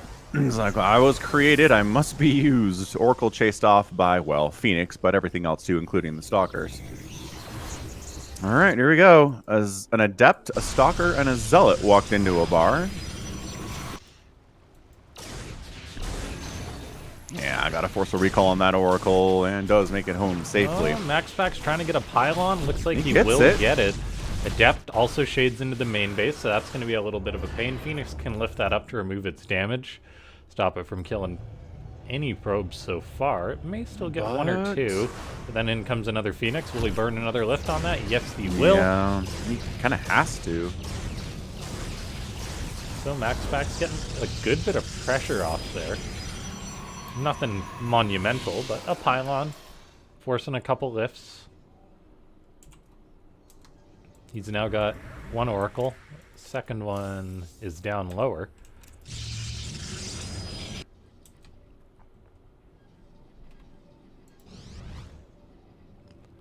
I gotta say, just every time I see it, it's such a good change that Blizzard made. The fact that Phoenix do not kill Oracles as quickly anymore. I know that that change was made like 4 years ago, but... It's still something you appreciate. Every time I see one being chased. You're like, yeah, no, it seems fair. I mean, I don't know why Phoenix would do a ton of damage to Oracles anyway, like just for game balance purposes. Like the Oracle can't fight back. Like for it to be burned down immediately is just kind of like, all right. Fair enough. No, I appreciate old balance changes. I always appreciate the spores being changed to give that bonus to biological units. It's the most genius change they've ever made in StarCraft 2, and that was like Heart of the Swarm era, so... Yeah, that was a massive one. Okay, MaxPax was trying to get off a cheeky gateway on ShoWTimE's side of the map. That will not happen. Although he's actually committing to try and save this with his own blink being done and ShoWTimE's not. He gets 1 Stalker with an offensive blink. He gets the second one. Is he going to go for another blink? Is MaxPax that mad? He does. He is. Oh my gosh. Good Nice. counter blink by ShoWTimE as his just finished up there. MaxPax grabs a probe, but is going to have to get on out of there, and there's Phoenix to lift him up, so he needs to run, and run he does. Runs on home to his 10 probe lead, as he must have got an Oracle in there while this was going on. He killed off 11 probes. Pardon my observing there, ladies and gentlemen. Yeah, 14 probes have died here in this game already. It's a lot in the first 6 minutes of a match. Both players working on forges. A robo coming in from MaxPax here. Immortals kind of assisting with your Stalker Ball is always really good. And there we go. Immortal finishing up from ShoWTimE. MaxPax a little bit behind on that tech, but he should be able to get in there just fine with that 10 worker lead. No concerns. Yeah, the 10 worker lead is oh so nice for MaxPax. He's getting up 3 gateways, where ShoWTimE is still on only 2 gates. MaxPax is going up to 6. Yo. MaxPax? What are you planning here? And just the very basicest of basic Phoenix harass here. I love it. 2 Phoenix. 1 lifting, 1 killing. Very funny. They're like kids just in a neighborhood smashing mailboxes. Like, all right, let's go cause some trouble here. Seriously. Just little bits of damage, but it's damage nevertheless. We'll take it. Okay, Photon Cannon. MaxPax says, all right, guess I'll get some static defense. Goes for a Dark Shrine as well after how well it did him in the previous game. ShoWTimE has got 2 observers out, however, so he's not likely to take critical damage from the DTs.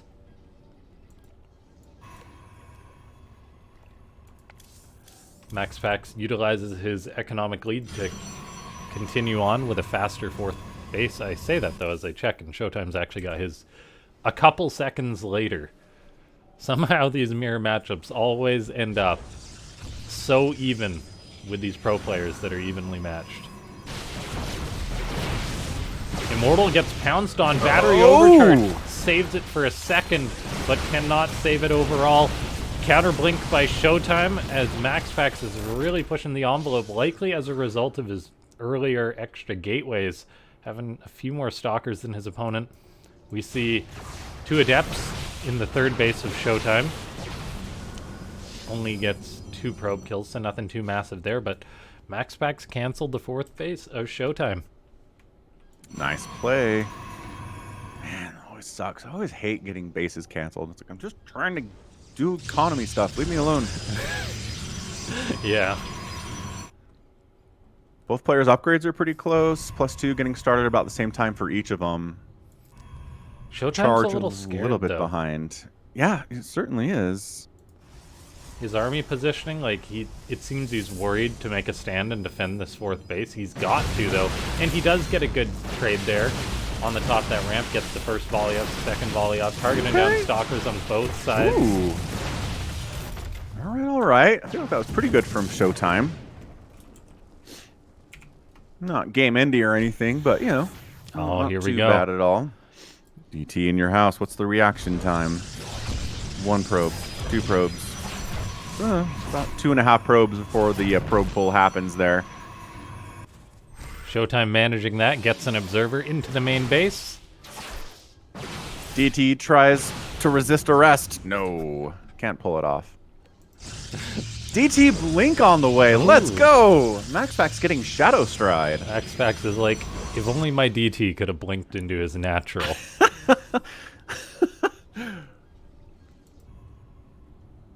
Would have changed everything. Let's give it a try.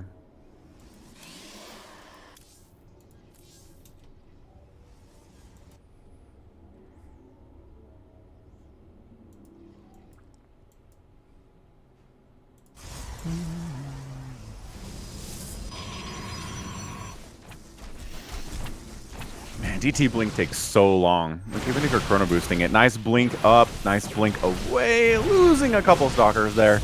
And MaxPax is here to stay, it feels like. Hang on. Reinforcements from ShoWTimE showing up. Yeah. Oh, ShoWTimE good target on the Immortal. Nice Immortal snipe.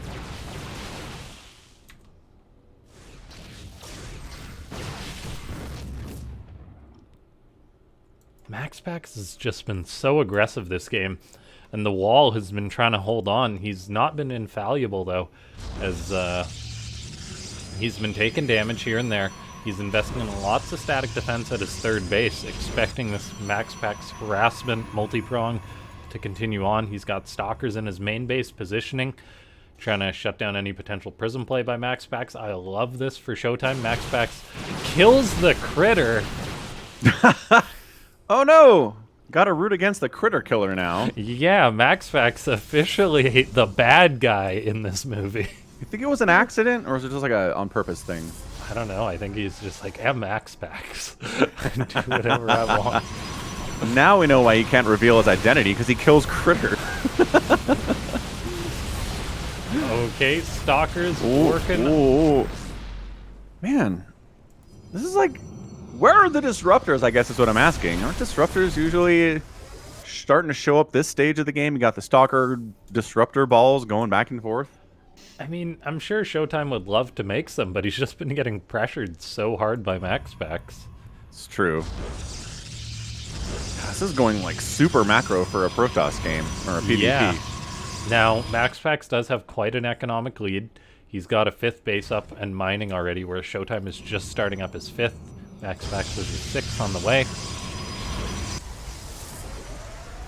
Both players basically maxed out at this point. Upgrade-wise, ShoWTimE will be taking the lead as he's got double forge, +1 armor on the way. That's going to be actually pretty significant if these two take a direct fight.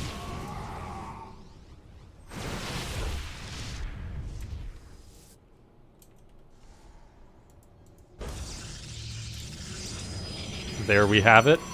Robo on the way. MaxPax will be the first player to blink and go into disruptors. Alrighty then, I like it. Man, Blink micro battles are so chaotic every time. PvP is just so chaotic. These guys, like, there's so much going on the map all over the place. MaxPax is like, how about some casual 5 DT, 8 Zealot counterattack? Sure, MaxPax wants that Nexus up there so bad, but not able to do it as ShoWTimE blinks into place, defending the homeland. Yeah. Oh my gosh, this is crazy. MaxPax charges into the natural with a boatload of stuff. There is an observer with this counter force of ShoWTimE though, so he doesn't have to worry too much. ShoWTimE also taking the opportunity to push out to get MaxPax out of his face, if even just for a second. DT's made it up into the main base with that blink, unpower a couple of gateways. Oh my gosh, MaxPax is just such a nuisance. Poor ShoWTimE having to deal with this. These DTs, they're having so much fun. Yeah, I will say ShoWTimE is doing a phenomenal job not faltering under the pressure of MaxPax. He's now finally able to step out on the map, try and get some counter damage done. He does have that +1 armor, so he's got the advantage there for a potential fight. And it seems to be going all right for him. Both players have reinforcements coming on in. ShoWTimE missing a large portion of his army. He denies a warpin of MaxPax, though, so now he's got a warpin on the high ground. Good blink on the Stalkers, avoids most of that disruptor shot. There just isn't the Zealots here for ShoWTimE, though, to buffer for his army. MaxPax warping in a ton more Zealots than ShoWTimE. My goodness. Zealot versus Zealot action, Stalker on Stalker. The one disruptor being like, hey guys, I'm here too. Yeah. More disruptors getting added in for MaxPax. This is getting dangerous. It really is. Now, ShoWTimE almost got that Nexus there. It was down to 25 HP. I mean, that's going to fall over in a stiff wind is what we're looking at. Yeah.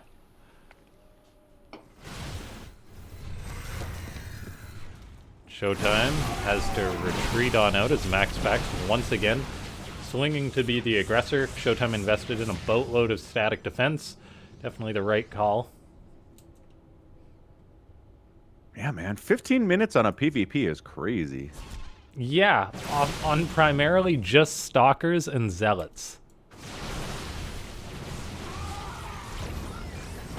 Good blink by ShoWTimE, shutting down those disruptors. He does eat a lot of Stalker volleys in the process, however. MaxPax has another disruptor coming forward, attacking into the static defense. A lot of the army for ShoWTimE is not here. He's kind of setting up a flank, but I just don't know if he has the muscle to pull that off. Nice disruptor connection there too. Disruptor for ShoWTimE now out. He's looking for a big Nova. MaxPax splits, beautifully done. Minimizes the damage. Yeah, it could have been a lot worse, but still lost a couple stalkers there for sure.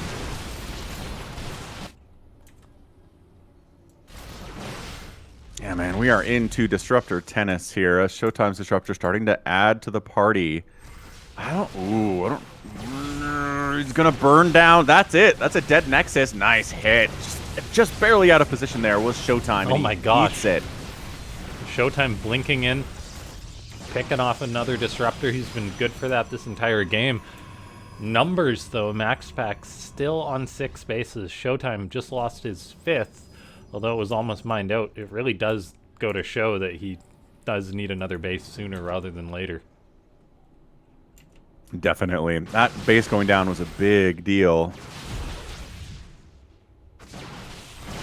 Man, MaxPax again with the aggressive blinks. Yeah, and there's the 6 for ShoWTimE being shut down yet again. Yeah, might be starting to snowball a little bit. MaxPax has got a bit of a bank. ShoWTimE is starving for money at the moment. The ability to replace units as they die is definitely in the Dane's hands, and aggression on multiple fronts here. MaxPax keeping that pressure on, preventing ShoWTimE from expanding while MaxPax continues to enjoy his lead. Yeah, and enjoy it he is. MaxPax making a lot more disruptors than ShoWTimE. ShoWTimE has 1 disruptor out. I'm not sure if he's fired that Nova. Now he's going to. Forces MaxPax away.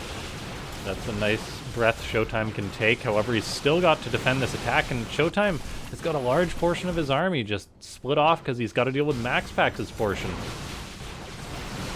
Zealot's warping in for ShoWTimE. Gonna try and buffer for this. Shot! Oh, big Nova. Yeah, 99 to 71 army supply in favor of MaxPax now after that hit. And ShoWTimE gets a disruptor with a nice blink.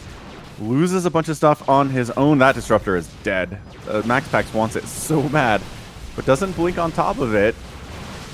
Disruptor kills a couple zealots, and we're just bleeding now. It's 80 to 50 army supply. ShoWTimE. Yeah, ShoWTimE just didn't really have a plan, it seemed. He was just treading water, and MaxPax takes the game and the lead in the series. Yeah, very, very well played. Crazy 19-minute PvP with so many stalkers. There's 8,000 blinks in that game, which is a lot of fun. But yeah, at the end of the day, MaxPax comes out on top, has won the last 2 games after going down 1-0. So let's hop on into Hecate for a game. Cha-chunk. Number 4 here. MaxPax with the 2-1 lead, looking good. So far, so good from the mysterious Dane. Yeah, I think ShoWTimE just needed to go for DTs, or I mean not DTs, disruptors there. He made 1 the entire game. Yeah, that was really strange. It's such a core unit of this matchup. Mm-hmm. I don't know what was happening there. You can skip out on the tech units if you're the player that has more bases, but ShoWTimE skipped out on the tech units and he had less bases. Right. That's just a recipe for doom. All right. Here he is. Throwing out.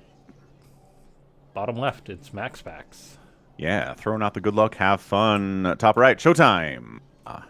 Not throwing out the good luck, have fun. Ooh, what does it mean? It means he's salty. Come on, ShoWTimE. We got this.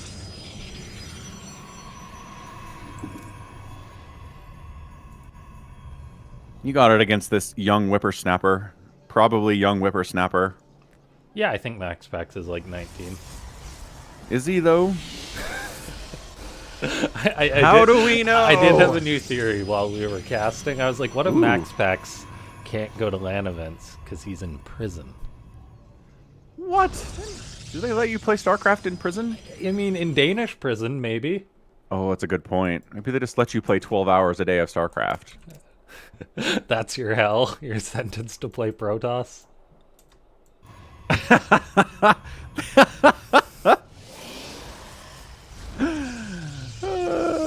Okay, that's funny.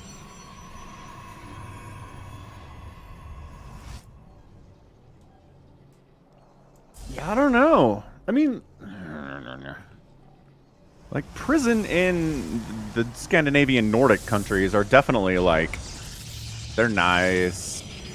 You get your own room. They're all about like rehabilitation, which, you know, probably more countries should take that method, but I don't know. Can you play StarCraft in prison? There's only one way to find out, Falcon. You gotta go to Denmark, get arrested, and say, Do all right, something that gets me tossed in prison. where's my computer? Maybe try to rob a bank. Yeah.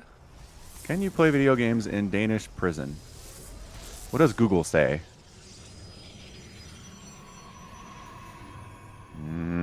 Juvenile prisoners can.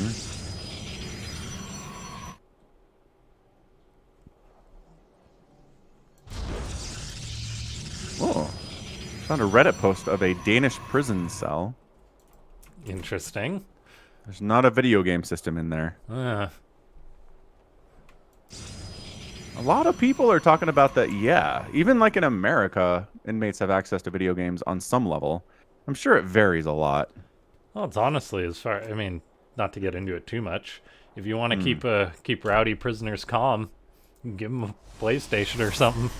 Yeah, maybe don't let them play StarCraft because that might make them rage. A prison riot starts Yeah. right after, like, I don't know, Legacy of the Void's released. Because everyone's fed up with tanky vax. Uh-huh. Yeah, Phoenix says, yeah, in some places you can have your family buy you things like cell phones, TVs, and game consoles in prison, so sure, why not? MaxPax could definitely be in prison. I like this theory a lot. Like, I'd love to come to these LAN events, but...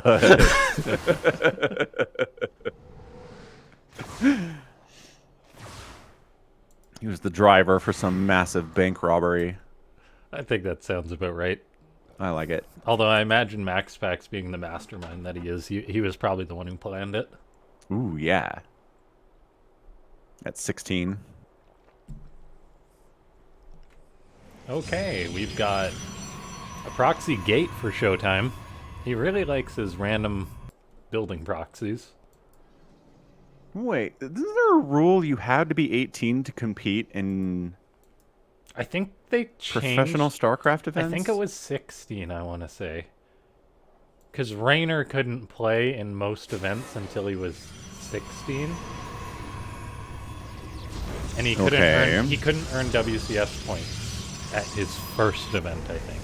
Yeah, okay. It was a whole thing, but then it kind of went away when they turned 16, I think. So what if MaxPax is like 12? And he's not revealing who he is because then he couldn't compete. I mean, I think they verify that on some level when you actually play in ESL tournaments. But then you'd have to know who he is. You can't yeah. verify someone's age without verifying who they are. I'm sure he told ESL, he just chooses to remain private. And publicly. ESL's just kept it under wraps all this time. As they should. As they should. I trust that they verified him as someone to play. Because MaxPax actually couldn't play in ESL events initially either when he was getting good. And then he aged into it and started competing, I think. So MaxPax is murdering ShoWTimE. ShoWTimE has got 2 DTs on the way. That's not an answer to Phoenix, it turns out. And he's got his DTs on the other side of the map, but MaxPax has an Oracle. It did force a recall, ShoWTimE did. That's pretty nice, because things were going really poorly for him up there. I know we weren't paying 100% attention this game, but like, how did it get to the situation which ShoWTimE had 3 Phoenix and MaxPax had 10? MaxPax is a crazy person? He had 8, pardon me. ShoWTimE has got 1 DT still. But MaxPax, I mean, he's got a Phoenix. I can tell you, I've had teammates in 3v3 ladder who have been down like 2 Phoenix to the other Protoss player and been like, all right, that's GG. Like, I went Phoenix, they went Phoenix, they have 2 more Phoenix than I do, it's over, and they leave. And it's like, what? It's like, God, you guys are crazy. What is wrong with you? So, Phoenix ShoWTimE. balls. Wait, are you out of energy? What's going on? Oh my gosh, ShoWTimE is like You know, you can't actually kill 3 Archons, can you? No. Mortals aren't great at this either. No, but there's a cannon and a battery, and ShoWTimE's busy trying to deal with the fires caused by the Phoenix at home. I love how the Phoenix are just parked over there. That's amazing. What a game this is. ShoWTimE's still equal on workers with MaxPax. Oh my gosh, Fiesta. no, he's going... Oh, What the? You're ShoWTimE's too fat. No, you can fit through there. He's making Void Rays. Uh-oh. Okay, the He's got a Archon recall run these, by. right? Have you ever seen an Archon run by? I haven't. No, what is this game? Archon run by. Okay, he gets 10 workers. There's the recall. Can he get out with 2 Archons? If he does, that's big. Yes. And he does. Holy smokes. 50 to 41 workers now from ShoWTimE. It's been a worker apocalypse here today. 17 probes have died from ShoWTimE and 13 from MaxPax. Absolutely brutal. 7 minutes. 7 minutes of just worker death. Yeah, MaxPax is going to bring the hate now, though, as he comes in with all of his Phoenix. They've got lots of energy between them, so he's just going to start lifting workers, and ShoWTimE better start pressing the E button, because he's going to need to replace them.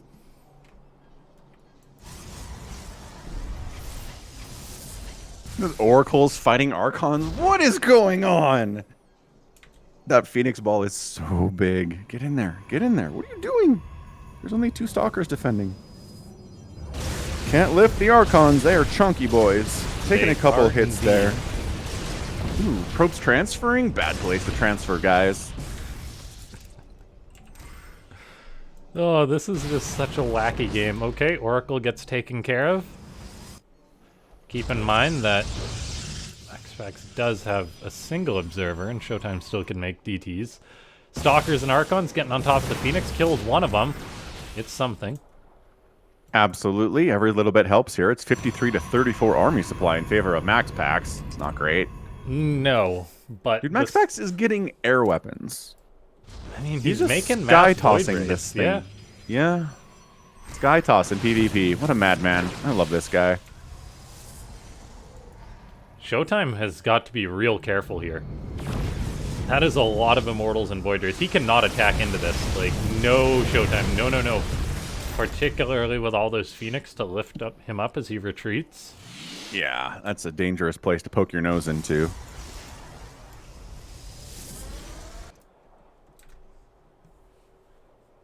ShoWTimE's getting charge. I love to see that. A 4th Nexus on the way. I think just the mass unit strategy may be the way to go for him here, off the back of his better economy. I say better because he's had the 3rd base for longer. Now he's going into his 4th base.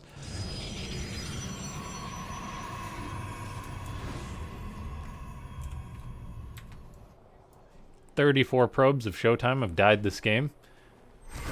Fleet beacon for stuff like flux veins and ion pulse crystals. Or maybe carriers. Who knows? MaxPax could do that too. Okay, flux veins it is. Yeah. That was my guess. Carrier's not good in PvP. Well, I don't know. I've seen him work before, I guess. Yeah, if you have like not impossible. 10. Yeah. The problem is like 1 to 10 is not the best. Or 1 to 4. After 4 it gets a lot better, but it's okay. But yeah, you really need a mass number. And a mothership's on the way from MaxPax. All right. Big fan of the mothership. Dude, the number of probe deaths today. You know what? yeah. ShoWTimE's done this to other players before. He can feel the pain of 8 Phoenix showing up and murdering a million of your workers instantly. Dude, ShoWTimE's lost 39 probes already. 14 have gone down for MaxPax. That's a few dead workers, and the fact that MaxPax is going for the new mothership is very cool to see. I like if it. he goes for any fancy recall plays with that or not. Phoenix still flying around. ShoWTimE has definitely had enough of these by now. And yeah, MaxPax is firing up a carrier. He is sky tossing this thing to the max. Just needs to add in some Tempests now. Round it out. Yeah, he's just gonna try to go sky toss against an Archon Stalker army. ShoWTimE expanding like crazy. It's 88 to 63 workers, man. ShoWTimE has lost 40 workers, and he's up big time on worker count. That's impressive stuff. The power of non-stop producing probes. Yeah, chrono boost. And More probes die from... Oh, MaxPax loses a couple, actually, yeah.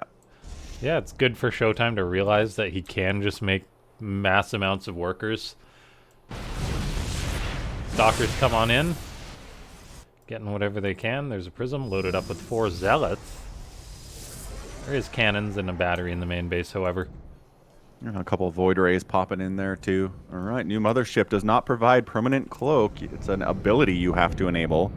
But it's a lot faster than it used to be, which is nice. I really have no idea how this is going to go. I almost feel like MaxPax is just sort of memeing here. Okay, Stalker's trading out for a Void Ray. ShoWTimE's everywhere right now.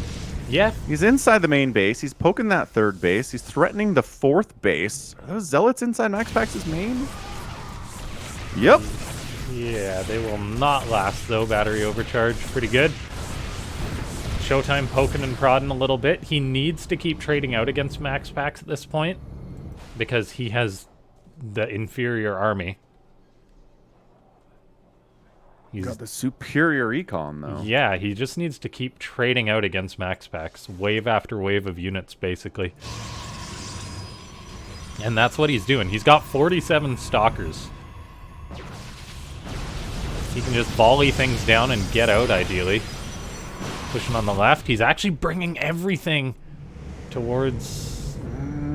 Thought about it. Yeah, that could have been a really cool move. He's trying to catch this Protoss army off guard. There is 13 Void Rays, so that will melt the Stalkers if they take a bad engagement. We see the mothership pop the cloak there. Yeah. What is it? 40 seconds? Not even. 20 seconds. Yeah. 45-second cooldown, maybe? Maybe. Okay, ShoWTimE.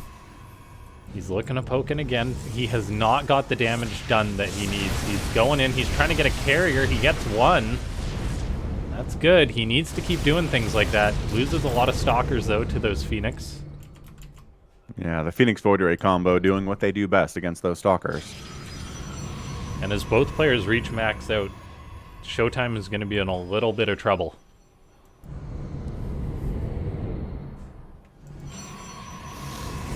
MaxPax may even want to trade out his Phoenix at some point soon.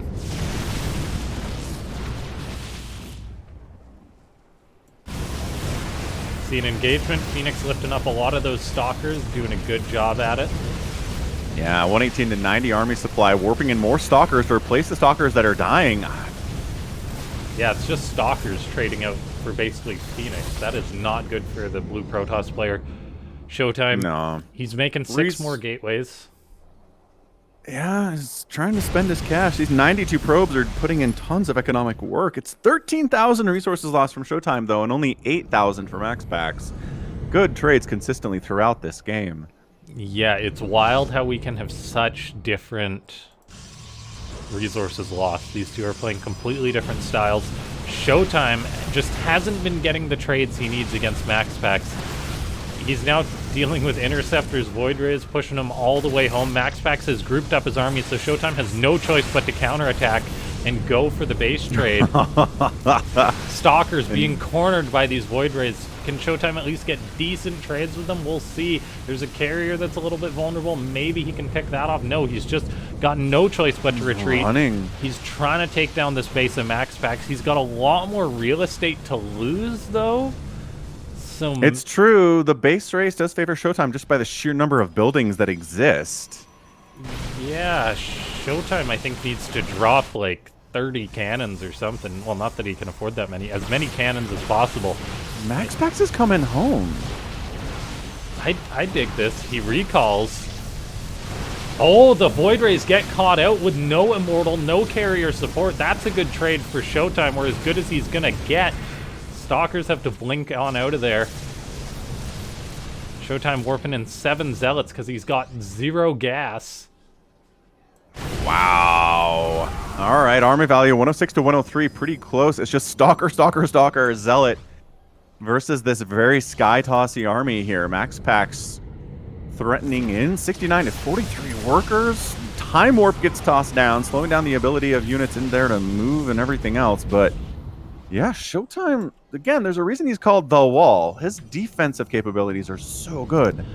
Yeah, and keep in mind, he knocked MaxPax down to 3 bases, so MaxPax needs to find some damage. ShoWTimE bleeding off like 3 or 4 Stalkers there is not good for him at all. Battery Overcharge has been popped. The Immortals get targeted down by the Stalkers, but they're not the problem at this point. Stalkers trying to take down Void Rays. They're just melting so darn fast, though. Yeah, I think that's it. 107 to 46 army supply. MaxPax moving forward, using his invisible flying units to the best of his ability. ShoWTimE fully evacing on that base. He's going to try to prolong this. He's going to try to counter-attract, try to get some damage done, but there's just too much of a lead here for MaxPax. Yeah. This is an awesome game, John Solo. I agree. ShoWTimE warps in 7 Stalkers. He needs to get some fantastic trade with MaxPax split army. I mean, MaxPax has got some of his Void Rays by themselves here, but ShoWTimE, he's only got 9 Stalkers, man. Yeah, his army's too slow, and that's it. MaxPax, ka-chow. Gets the win. GG. Yeah, GG, 3 wins after going down 1-0. And we'll be moving into our final against Spirit. What a fantastic PvT best of 7 final that is going to be.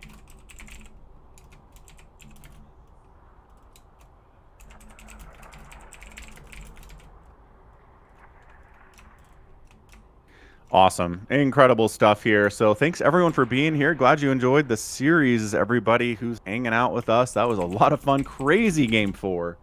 To be sure. Non-standard PvP. Always very entertaining. And now we got MaxPax versus Spirit in a best of 7 final. Be sure to use the Matcherino link to support these players by throwing money at them using the claim code button. Everyone who's done that so far, we appreciate it. And we're going to step away for a minute and be back in just about 5 minutes. So don't go anywhere. We've got a great final coming at you. Yes, we do. We'll be back in a minute.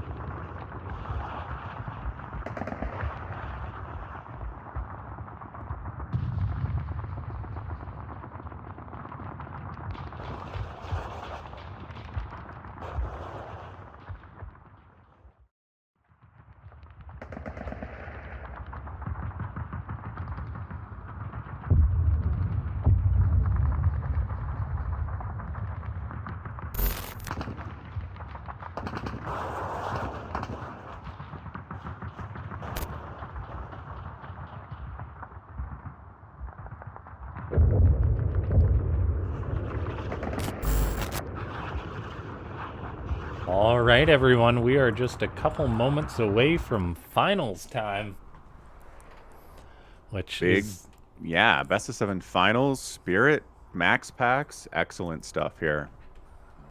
a TVP, definitely an underdog in this scenario, just due to their record and how much of a killer MaxPax is.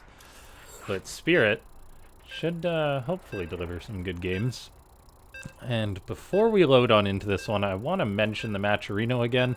You guys are always good at using that, but if you're not, check out that link. You can sign on in, press the claim code button, and add 25 cents to the prize pool that goes entirely to the players for free.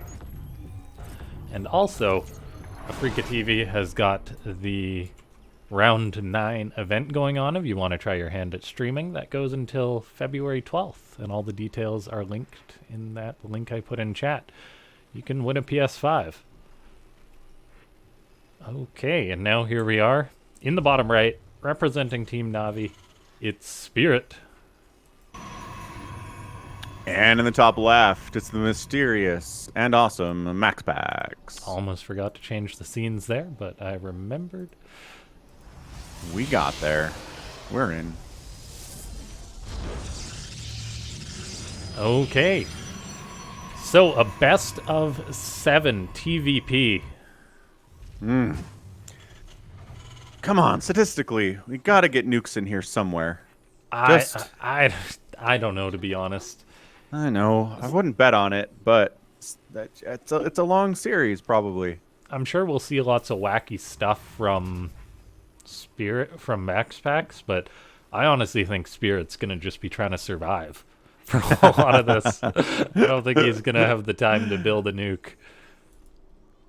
Yeah, your brain when you're in survival mode is traditionally not super interested in doing stuff like nukes. That's more when you're relaxed, certainly. Like if Spirit was playing against a lesser Protoss, I'd say maybe he'll make a nuke, turtle to 20 orbitals, and have a fun time. But yeah, this time it's not going to be too easy for Spirit, I don't think. He can definitely take down MaxPax.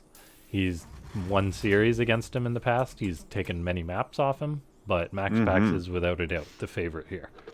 Yeah, definitely. And he knows to take Spirit seriously too, right? Because of that experience he's had with him.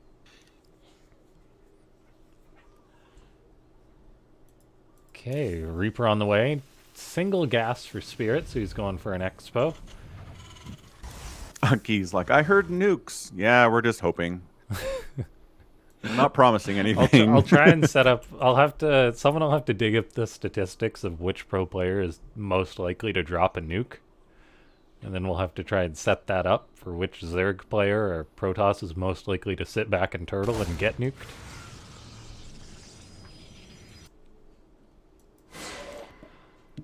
I mean, what matchup has the most nukes in it? TVZ, right? 100%, yeah.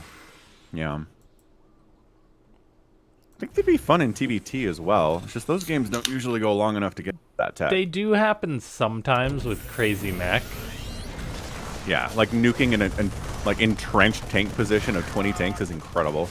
Yeah, and dealing with those air fleets, it's an option. MaxPax comes on in, gets a great start with that Adept, is able to get a kill on an SCV, take down one of those Marines, and now has a second Adept coming on in here.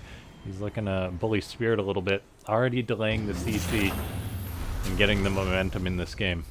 Yeah, but the answer to all harassment is the Cyclone, and the Adepts have to get out of there. Yes, they do, and MaxPax knows that. He's running away with those Adepts, shading away as fast as they can. Shading's pretty fast. He's got a Stalker back at home, so the Cyclone will not be able to push up that ramp. And MaxPax is going for a 4-gate robo play.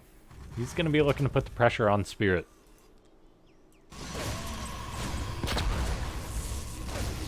Spirit occupied, trying to get a probe, sees a gateway on the way. He has not scouted the other two gateways, so he is unaware that this is coming his way. So as far as MaxPax is concerned, he's glad that Reaper died, even though it killed a probe. Right. That's the thing. He sacked the Reaper to get a probe, but the scouting information was more important in that situation, and he didn't do it. Yeah, we see Spirit now moving out with that 2-mine Medivac drop. He'll be moving right into those... Right into those Stalkers, though, that are not going to be too far away from Blink. One misstep from Spirit, and this can potentially just be game-ending. With MaxPax having 4 gateways behind this, he's got to be so careful. 4, that being 3, said... 2, he's waiting for Blink to finish. Yeah. That being said, if MaxPax moves out and Spirit gets a drop-off, that would be a way that things can turn in his favor. He's getting up a second bunker, so taking this very seriously. I love to see it. Yeah, absolutely. You need... it's MaxPax, man. You can't not take it seriously. So finally, the Medivacs come in. Stalkers are in the main base, and they do have Blink, though, for MaxPax. So we're going to be simultaneously dealing with 2 things at the same time on different sides of the map. Widowmine! Oh my gosh, that hit is huge! Yes! A big 10 connection probes there. Down. Medivac dies. Cyclone trying to fight here. Suddenly, it's 39 to 33 workers in favor of Spirit. And MaxPax has got some Stalkers doing shenanigans. He does deny all of the mining at the natural base here, at least temporarily. Going to take down a supply depot, but that siege tank's in a good position. And it's kind of scary to Blink on top of that thing. I don't know about this. Tank unsieges, actually. Yeah, MaxPax gets a good number of SCVs still. That Widowmine connection was very darn good for Spirit, but MaxPax not one to lose the initiative easily. So he's still going to try and poke with these Stalkers, warping in more and more of those Stalkers there. Yeah, I don't know about that, but he does pick off one of the tanks, losing at least one Stalker in the process. His micro is so good and so frustrating to play against, I'm sure. Yeah, Spirit's taking this go down. seriously. 3 Stalkers in the natural, though, are being a big problem, just getting compounding damage here. If Spirit had a couple of Marines there, that would have ended that much sooner, but he was so focused on dealing with the main. MaxPax still needs to get more damage done, potentially, here, as he is 2-base stock, going for 2-base Stalkers. He's getting on top of this siege tank, however, kills it before it gets off 2 shots, and now it's just unupgraded Marines against so many Stalkers from MaxPax. The other tank is repositioned, but that's going to go down. All the SCVs are pulled here for Spirit. He's got 1 Marauder and like 2 Marines for damage against this. MaxPax can just micro all the way to the bank. Spirit's now down to 29 SCVs. He can't really afford to lose anymore, and he's got no saving grace coming his way, it seems. Loading those Marines into the bunker to try and hold this natural. It falls. Both bunkers have now fallen. He's potentially going to be bullied away from his natural. And this is how MaxPax is such a killer. Well played by the Danish Protoss. Man, if you showed someone this game right at the point where that Widowmine gets 10 kills, 10 probe kills, and said, all right, how's this game go from here? You wouldn't have said, yeah, and then MaxPax wins like 3 minutes later. Come on. It's MaxPax, though. He's just that good. I think the real critical point there was that Spirit had nothing left in the natural. Not that it would have been easy to leave anything, but like maybe if you left like a marine or two in that bunker, I don't know. It's tough to say what he should have done there. However, Yeah, it's just so well executed by MaxPax. The micro's perfect. The blink is amazing. Like, all of it is just so tough. As we move on to Hecate for our next map here, we'll see what we need to switch up here to deal with it if we're Spirit. But man, that's tough to have such a good start and then to have it kind of fall apart on you. yeah. Yeah, I'm not sure what Spirit should have done differently there. I guess... Yeah, maybe a bunker in the main base.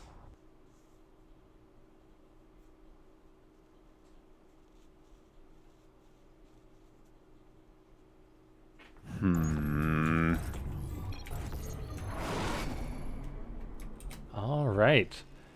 Here we are in the bottom left, representing Navi. It's Spirit. And in the top right, MaxPax. Throwing the GLHF again. Very well-mannered. Quite mannered. Did pro players stop GLHFing every game? I was gonna say, what's going on? First Spirit and not now ShoWTimE, not GLHFing back to the very friendly MaxPax. Are they shunning MaxPax? Or did Maybe. they just do the math on if I play 10,000 games of Starcraft in a year and I type GLHF every time? I only have so many letters I can type in my body before I run out. Yep.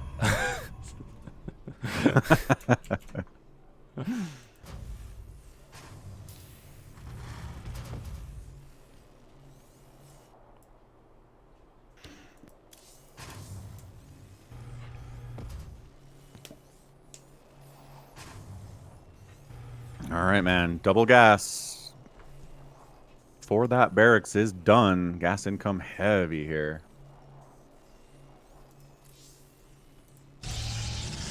Battle cruiser rush coming from Spirit. I'd be down for it. Definitely. The problem is MaxPax is not one to be surprised. No, not wrong.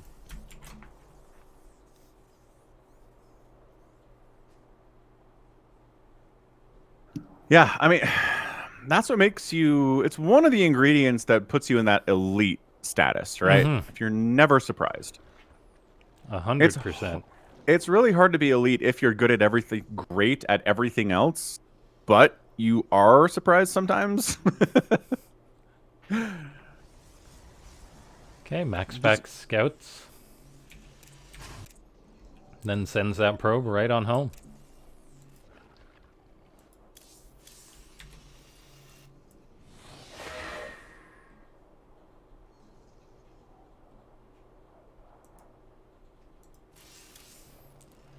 A second Reaper. Yeah. Cyclone.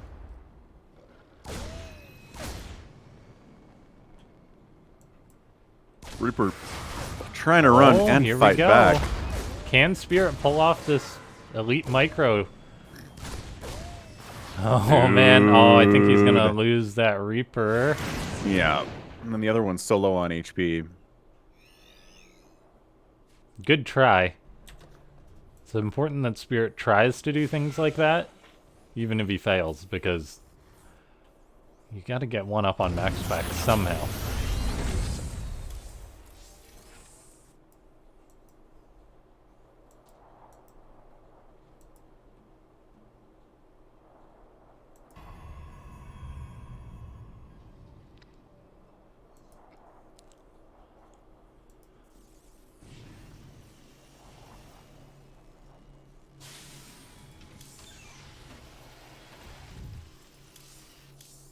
MaxPax changing it up this game, going for Phoenix.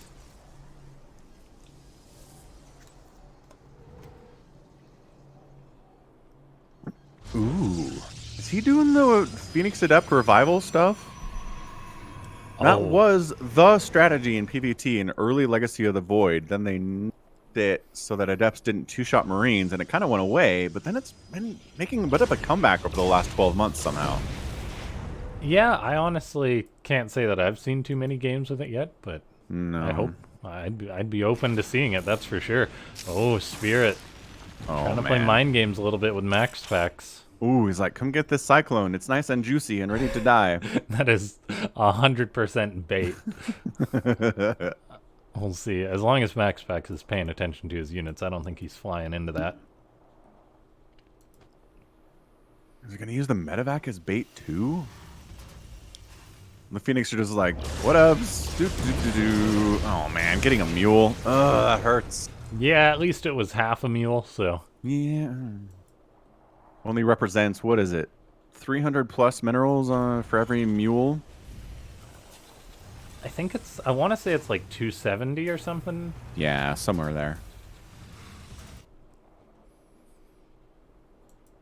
Okay, Phoenix flying around. Could this be it? MaxPax is paying attention though, right? No. Eats a couple Widow Mines. I mean, the Cyclone may die to this, however. No, Cyclone survives with all of 20 HP. Kind of worked out for Spirit. Really darn good. MaxPax didn't have another lift. Yeah. That could not have gone better for Spirit. The fact that the Cyclone stayed alive. MaxPax has been investing heavily in these Phoenix too, so losing 2 of them sets him back a huge amount. As far as other units go, he does not have that much. Spirit's powering up on 2 bases, so he's going to have the potential for a lot of aggression in the future. MaxPax does have a Colossus on the way that's really going to add a lot of strength to his ground army. Spirit's going for a drop. Widowmine, 6 Marines, going to try and get something done in the main base. The Phoenix goes for a good lift on that Widowmine. Will it get killed off? Not quite. No. Another lift second has lift. to be Got used. it. Yep, Marines, okay, fighting these Phoenix, though. They want the medevac real bad. Yeah. Stalker's dealing with it, and there's an attack into the third base of MaxPax at the same time. Marines, Marauders, and Cyclone. Not going to be able to get that Nexus with this small army, but a couple probes here and there. Dragging. Oh, yeah. Oh, nice unburrow on that Widowmine. Yeah, that was sick. And then it gets picked off anyway. But hey, good move by Spirit nevertheless. Extended Thermal Lance coming in and more Colossus being added on. Yeah, Spirit making a lot of Marauders, which I love to see. They're just going to do really well against the Colossus. But there we have it. Marauders can't defend themselves against Phoenix, so they're relying on their 1 Marine comrade to try and help them out.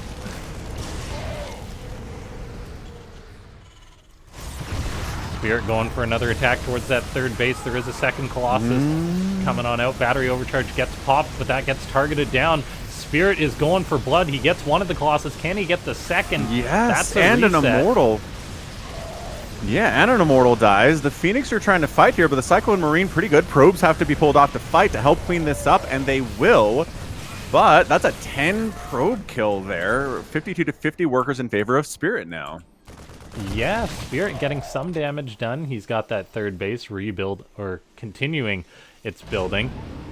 He's got 2 Widowmines loading up into a Medivac. Getting those 2 Colossus was the biggest part, though. Yeah, no kidding. The Colossus were such a big part of what MaxPax was trying to do. Now they gone. And he's like, well, might as well bring them back in. We saw what happened when ShoWTimE lost all of his Colossus in a game against Spirit. Didn't go well for him in the end. Spirit really wants to try and keep this aggression going. This is why we see him moving out with pretty much everything that he has. There's a Widowmine drop going down towards the third base. Going to pull the attention of MaxPax. Another Widowmine going to unburrow. Not too many probes getting killed there. No. It's acceptable losses, I would say. One of my favorite things in Starcraft is killing the Cyber Core that was used to block off the Reaper. Like, well, you blocked off the Reaper, but at what cost? The eventual death of the Cyber Core. Alright, Spirit's hanging on. I like what we're seeing here. Vikings being added to deal with the Colossus. Can't always use Marines and Marauders for that.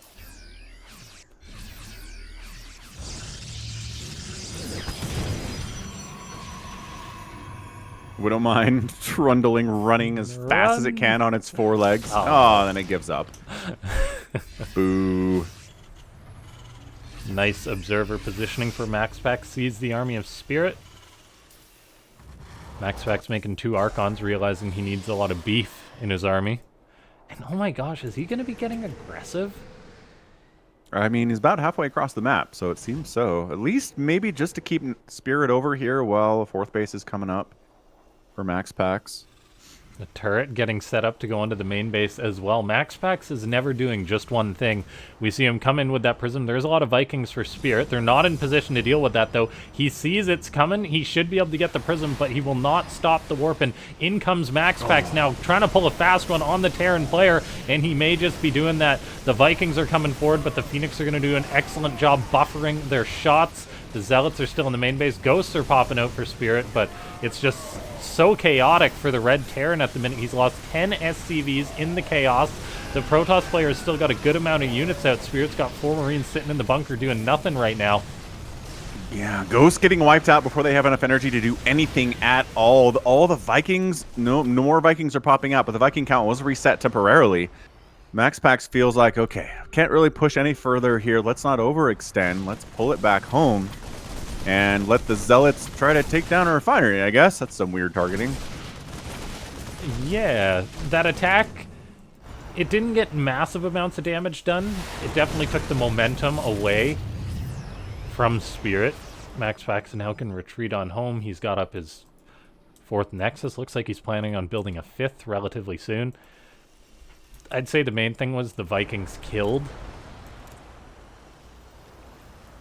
Yeah. And Spirit says, all right, counterattack time. Yeah. Disruptors being added in from MaxPax. Again, that's a bit of a comeback unit. Usually we see Disruptors in this matchup when the Protoss isn't feeling super happy about where things are. Yeah, MaxPax definitely needs to deal with this army of Spirit, but if he can do that, he'll be in a just fine position as, I mean, he's got a far superior economy. Prism in the main base, Zealots in the natural.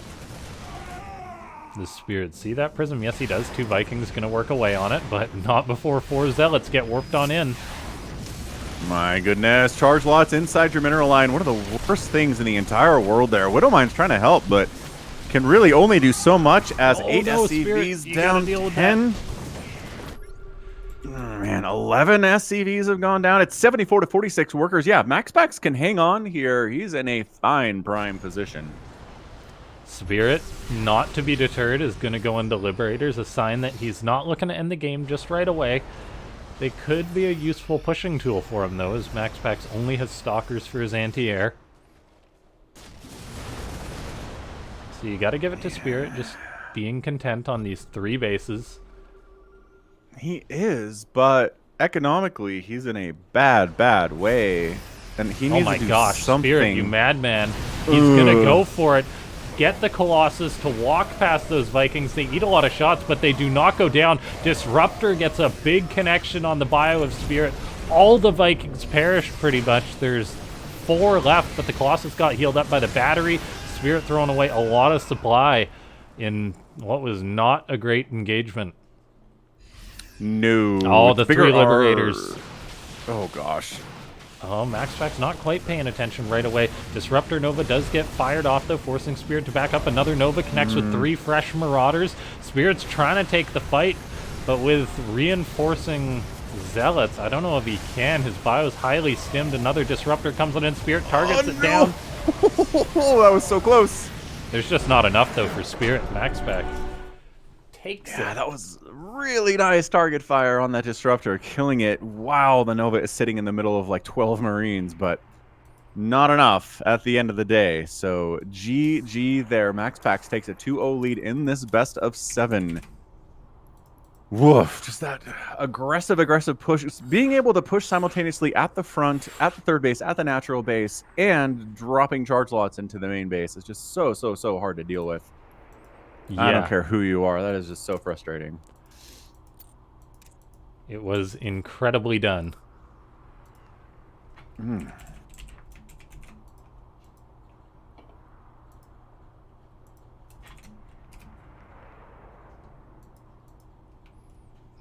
Okay, let's get everyone into the lobby. And yeah, thank Enuage for clicking the claim code button, giving free money to these players or participating in this Afreeca world.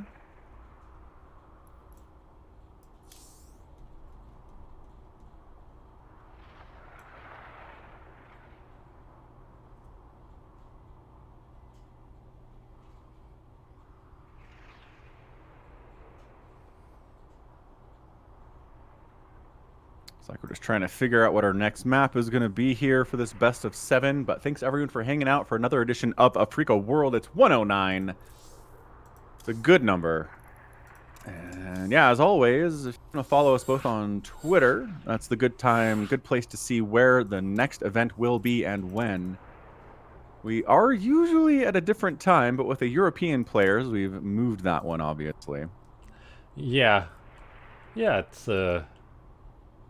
nice to be doing one of these European events. I'm on a daytime schedule, so I'm actually able to for once. And big thanks to Afreeca for supporting these events, as they have done for the past going on 7 years now.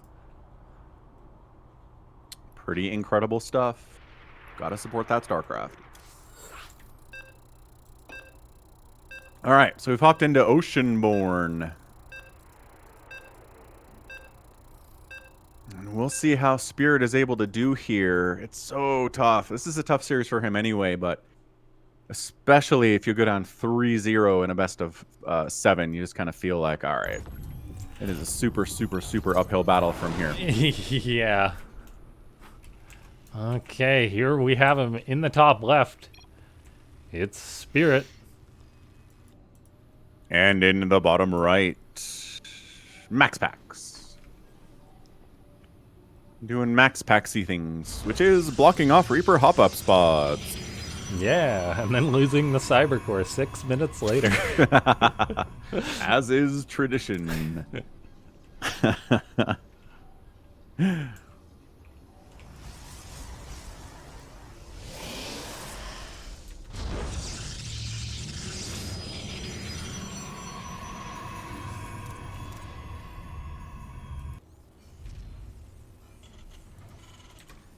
All right. Spirit not changing it up to anything drastic, and I love to see that, because his play, like, it's been confident, it just hasn't been quite coming together. I mean, the Zealot harassment in the last game put him a bit on the back foot. Then I think it was really just that engagement, which he lost a lot of the Vikings, but didn't kill the Colossus. Right. It's just, that's the thing.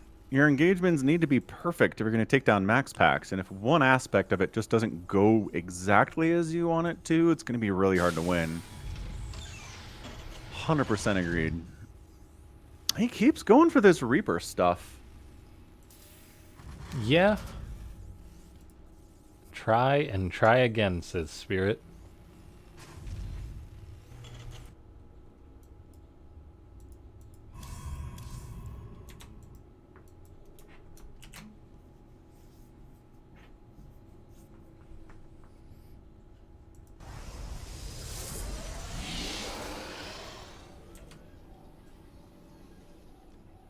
Okay, Adept being chrono boosted out.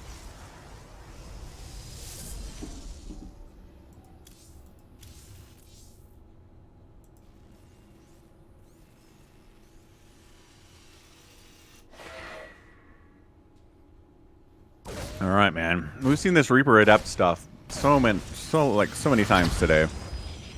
Ooh. Ooh, that Adept started its attack animation and then canceled it. What the heck? It just got out of there in time. How does that happen, though? Well, I think Reaper it just gets... happens when they get super close. Spirit playing with fire here. Oh my gosh, it's gonna be so close. Okay, Reaper for an Adept. Okay, fair trades, I'd say, for Spirit. It's got a little bit better over time for Spirit. Mm-hmm.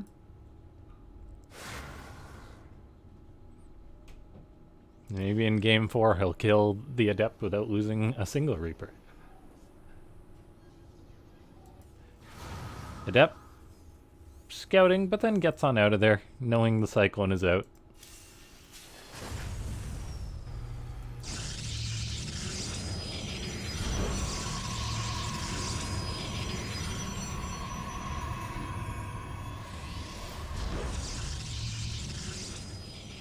Reaper and Cyclone gonna poke at the front. Cyclone gets a lock on onto the Adept. Grenade bounces it. Adept wanted to fight anyway, though. Yeah, how does this work? Can the Reaper finish the Stalker? Yes, it can. Whoa! This Reaper's got 2 kills, an Adept and a Stalker. That is not bad. He's going to tell his buddies about this tonight back at the barracks. Of course, that assumes he makes it back to the barracks without dying. Yeah, and he's certainly not going to mention the Cyclone and his other Reaper friend that died, but you know. No, he will. He'll talk about how they bravely died in battle, and he was the only one who survived. He took out the enemy by himself. Okay, MaxPax going for 3-gate blink this time, so 1 less than his highly aggressive game that he had a lot of success in.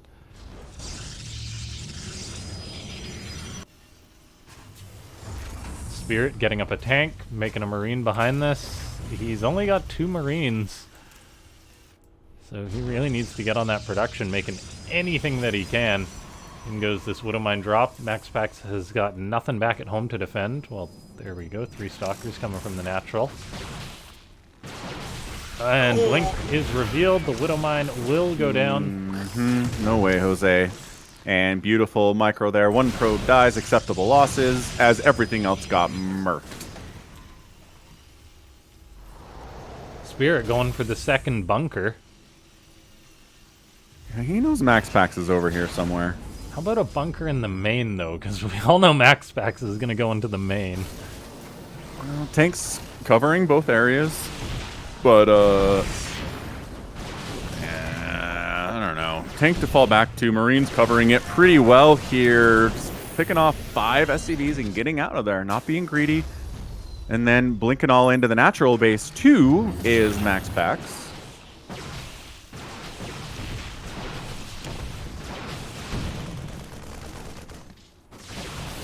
Tank has to reposition. MaxPax has done well with his multi-prong harassment with the Stalkers in the previous game, and it seems to be going well in this game as he trades out with a lot of those Marine. Spirit pulling the boys once again. This is not what you want to be doing as the Terran player. Yeah, man. 51 to 35 workers here at the 6-minute mark already. MaxPax grouping up the Stalkers. Looks like he's going to be going for blood. Spirit repositioning that tank. MaxPax is eyeing up the natural base. Spirit repositions that 1 Marine in the bunker. Yeah, MaxPax, yeah, he's out. Out for winning it here, man. He's got a 3rd base, but nevertheless. Doesn't want to blink in there quite yet. Marauders are adding a lot of muscle to setup here for Spirit. And he does get MaxPax to abandon the position. We'll see if Spirit has a scan in him to kill off that observer, potentially. He does not. But he's survived to the point of bio and stimmed Marines, so MaxPax will not be able to get a kill at this point. As a result, he's getting out charge, an Immortal, Robo Bay, 6 more gateways on the way he's thinking about later in this game. Oh my gosh. Good micro by Spirit to save that Marauder. Scary micro by MaxPax, the fact that he's doing little things like that.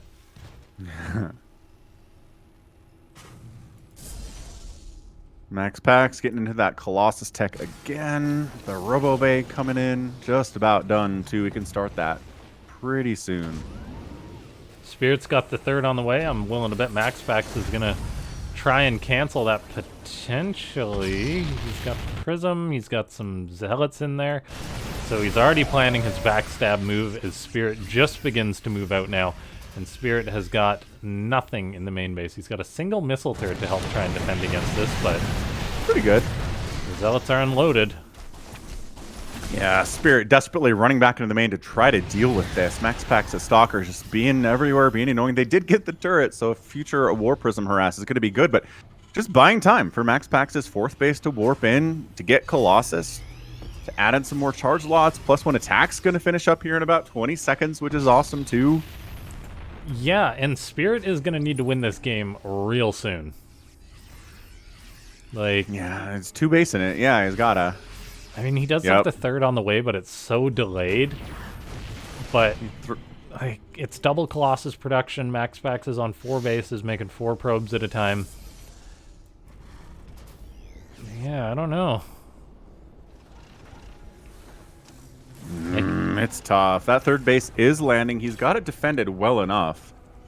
3 siege tanks, Marines, Marauders, Medevacs, Widow Mines. MaxPax is like, all right, you can have that, but my 4th base is running. I'm up 72 to 53 workers. That should overcome your mule advantage, no problem. Yeah, and he's been up on workers for the past 4 minutes or so. I mean, you gotta give it to Spirit at least for recognizing that, hey, I can't win the game here. It's just too far on Oceanborn. Right. So I'll just have to sit back and turtle, and he's doing that. He's getting up ghosts. I'd love to see him just make lots more Widow Mines and tanks, get out some Vikings, and hopefully wait for MaxPax to make a mistake to attack into him. Right. Just be so well entrenched that an attack is a mistake. Dark Shrine finishing up here for MaxPax 2. Okay, Protoss player. All over the place. This Observer has been so nice for MaxPax. The fact that Spirit has left that here this entire game.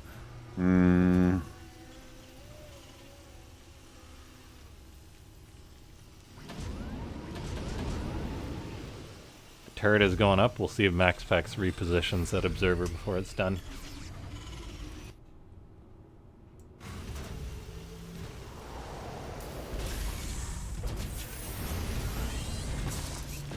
Spirit repositioning his army slightly. He's got to be really careful about this, though. There's 4 Colossus and a Disruptor out there waiting for him. He does kill the Observer. So MaxPax is now in the dark. The Protoss player getting up a 5th Nexus. I'd honestly love to see a 6 from MaxPax as soon as possible.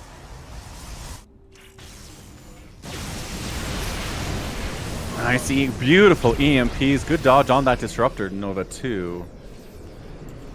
Okay, MaxPax is planning on attacking on in. That's a very bold play from the Protoss player. He's going for it, though. He says full send. I think that may be a little bit of an overcommitment. MaxPax agrees and backs on out. Yeah, immediately recognizes that is a lot of stuff all packed in right here. Let's not do that. Yeah, that's why I'd have loved to see the 6 base from MaxPax, just to keep that insane economy lead he has going. Yeah. As Spirit's, it's going to be at least another couple minutes before he's maxed out with the real strong Terran army, so... Widowmine dodged with the blink. Ooh. Nova catches at least 3 Marauders there and a Marine. Nova on a Widowmine's also a fair trade.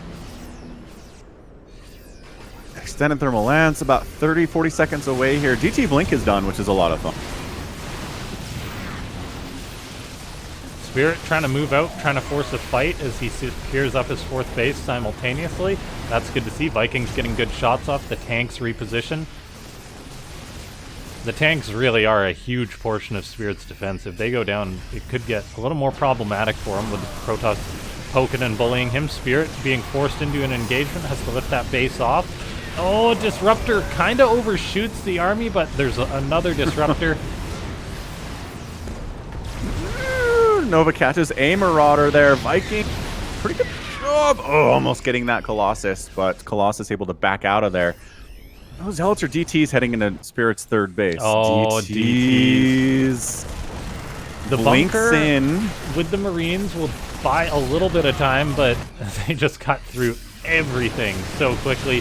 MaxPax trying to make this a 1-2 punch. He's got the supply lead, so he can play around with his units a little bit more. Spirit just desperately trying to hold on. That base needs to be repaired, and he's going to do so. I don't know if he repaired it soon enough. A massive Disruptor connection goes down, though. Oh, he catches his own Zealots with it. I don't think MaxPax really cares too much, though, as Spirit just has got nothing, it seems. He's busy dealing with DTs in all of his bases. Yeah, he's EMPing them to reveal them, which is one way to do it. He has got up that 4th base. MaxPax now going to break the siege tank line. A lot of Spirit supply is in these Vikings, which are useless at this point. They're going to land. to be as good of a buffer as they can. Spirit's trading out. He's got Ghosts and Marauders, which aren't bad against these gateway units. As far as the numbers that go, though, it's looking mighty problematic for the Terran player. Yeah, the Vikings do bonus damage to the Stalkers and the Disruptors, but the Zealots are a problem, and the Vikings aren't very tanky.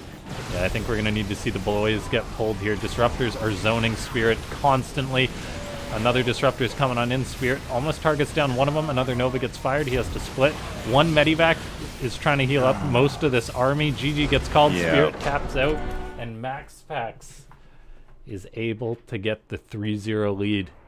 The 3-0 lead. Both players microing to an inch of their lives there at the end, but that swell of 12 more charge lots coming in from the south was just too much for Spirit to overcome, and MaxPax does take that game. So we're going to move into game number 4 here, see what we can get. See if MaxPax has it in him to take a map or possibly more. Or, sorry, if Spirit has it in him to take a map off of MaxPax or possibly more. Looks like Spirit is requesting Golden Aura. Yeah. For the next set here. Maybe he could make something aggressive here. Like, I liked what he was doing there. I liked the turtling. I think maybe he just needed to adjust the tanks a little bit. Yeah, positioning matters.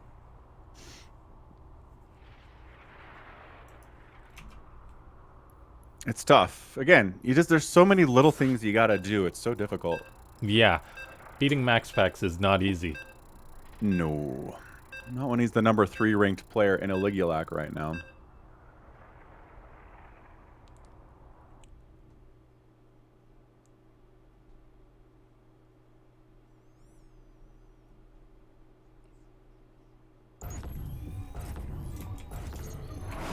All right. Here we are in the bottom right. It's Spirit. And in the top left, the Dane. Feeling good. MaxPax.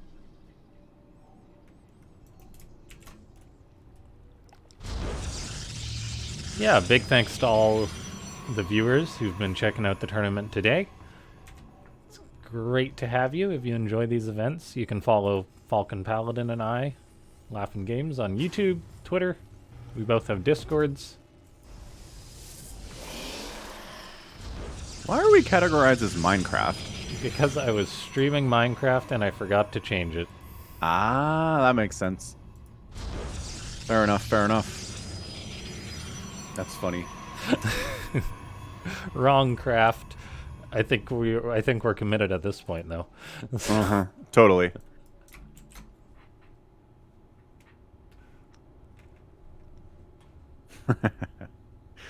All right. So, You just think. You're building your barracks. You're thinking. I can't think of anything. The only answer is Nuke Rush. Clearly. MaxPax queued up an early Zealot, but then canceled it once he got the Scout. Yeah, I don't know what Spirit needs to do. I don't know, Cyclone shenanigans? MaxPax is just so good at knowing what he needs, though. He never builds an extra Adept or an extra Stalker or an extra battery that he doesn't need. It's very Zerg-like that way, right? Like, only making enough units to defend barely. Not overcommitting with units, not making too much, cutting into your drone count. MaxPax just applies that to playing Protoss, too. And then when it's time to be aggressive, he has got that so refined as well. Like, he knows, okay, I can move up with my Stalkers at this time, even if there's a drop, I've got something in place to defend against it.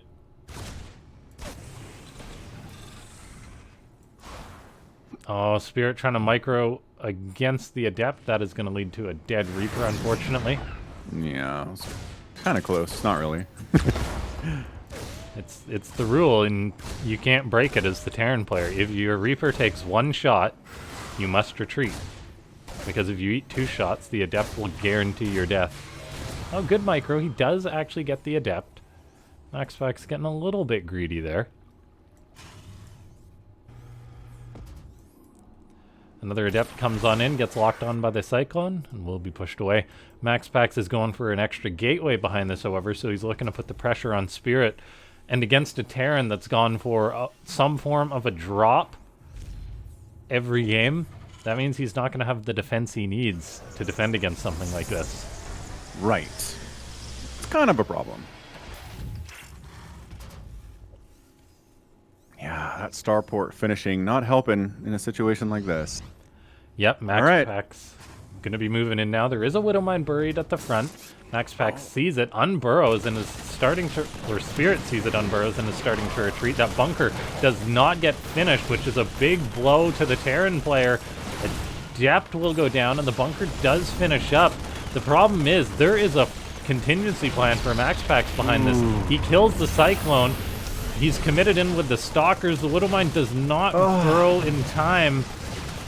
Stalkers are gonna die, but my goodness, that was a lot of dead SCVs, and the reinforcements are here. There's the contingency plan. Blink being researched. Adepts following up, trying to get more and more damage done, just snowball and kill the Terran. Even with the Medivac trying to support this, it's not going too well for Spirit. He's already lost 7 SCVs against MaxPax. He's just macroing away behind this.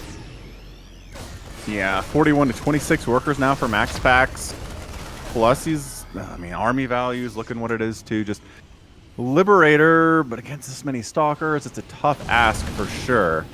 Okay, Bunker Siege Tank might buy Spirit a bit of time here, as MaxPax's going to shark around a bit, wait for Blink to finish. He doesn't really have a way to blink into the main base, as I don't think he has a robo. He does not. You're correct about that. He started a robo now. He's like, I'd like to be able to blink into the main base. That would be nice. And this little forward warp gate position does get wiped out. Yeah. MaxPax, though, not one to dilly-dally, is planning a counterattack. In he comes, gets on top of the tank. One of the Stalkers does get picked off, so Stalker for the tank. It's not a complete wash for Spirit, but those tanks do not come quickly, cheaply, or easy. MaxPax more than happy to take that trade. His Spirit is pushed into his natural.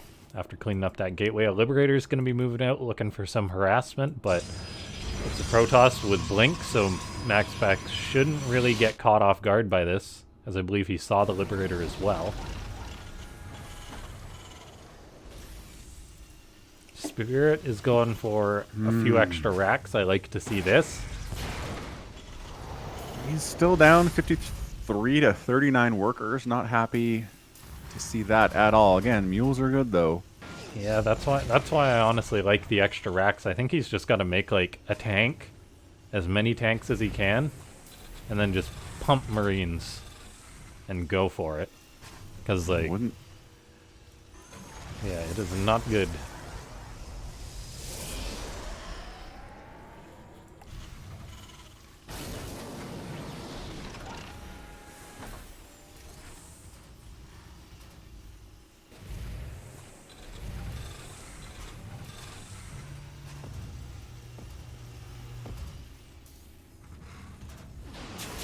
Alright, well, he's gearing up. He's powering up here. Got some plans. Refunds that bunker and throws up a missile turret with the refund. SCV building the turret dies. Marine trying to defend the turret dies. Such a bully. See, this is how you know MaxPax is just so darn good, because Spirit's a Terran player who's going for 5 racks. Normally, Protoss players or Zergs, they're scrambling to stay alive. Whereas MaxPax is just like, yeah, I'll poke him a little bit. Spirit's still scared in his main base.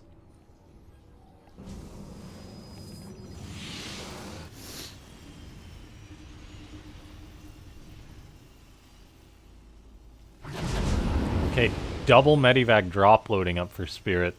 The vision of MaxPax is there, though. He's got that Xel'Naga Tower. He's got pylons going up all over the place. A hallucinated Phoenix moving on out. Spirit gonna start moving out with everything that he has.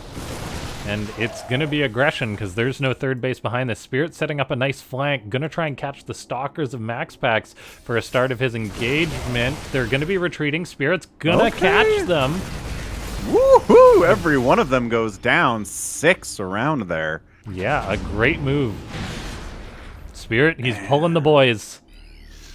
Yep. He's like, you know what? Desperate times, man. And truly, it truly is desperate times. No MaxPax, he's stepping out. He knows this is the situation. He wants to try and get ahead of this engagement, and he actually does a beautiful job of it. Spirit's moved out with 2 medivacs full of Marines. He's not unloading them, though, and there's Stalkers in the main base to defend. MaxPax is not paying attention to that, though. He's busy trying to pressure on the front. Can this drop get cleaned up with a Colossus recall? I feel it should be pretty darn easy. Spirit has got a Zealot in his natural base. He's got a bit of an army on the front still, but now he's down an army supply. He's got 4 tanks that I think need to siege pretty darn soon. Liberator is here as well, so that can siege on up. MaxPax's gonna come from the right side. The Liberator not sieged. Looks like the Protoss player may be getting what he needs done, and I think he has GG as MaxPax seals the deal with the 4-0. Yeah, the charge loss, the Colossus, the Stalkers, just enough there. Once those tanks were gone, that push was over, and we pulled the boys, and that's impossible to come back from most of the time, and bam. MaxPax with the 4-0 win here. Did drop 1 map to ShoWTimE, but other than that, was pretty perfect the rest of the time here on Afreeca 109, as to be expected from somebody with MaxPax's resume and skills. Great stuff from MaxPax. Yeah. Great stuff by MaxPax. It's kind of what we expected. ShoWTimE taking a map off him. I think Spirit could have potentially taken a map or 2 off MaxPax, but in the end it was a 4-0. I can't say I'm surprised by that either. And well done by MaxPax. Yeah, 100%. Not going to argue against that. Just a total monster, but we knew that when we invited him. So We did, yeah. yeah, fantastic. Afreeca World 109. What a great time that was. And as always, follow us on Twitter for more information on the next Afreeca World. The times can vary, the dates can vary. So definitely follow us out there, and we will definitely be tweeting about when the next one is and who's involved and when you need to be here, and it'll be a great time. Yeah. You guys can check out that Round 9 event if you do want to try your hand at streaming. You can win a PS5. All the information's there in the link. And yeah, thanks so much to everyone for tuning in. Thanks to Afreeca for sponsoring these events as always. And I believe that's everything. Do you have anything to add? Yeah, no, I think we've got that. So thanks again for being here, everyone. Thanks for all the Match Arena. Thanks for the donations from Phoenix and Solo especially. Big time help there. And we'll catch you next time. Yeah, we'll see you guys next time. Thanks so much for tuning in. Bye-bye. Bye.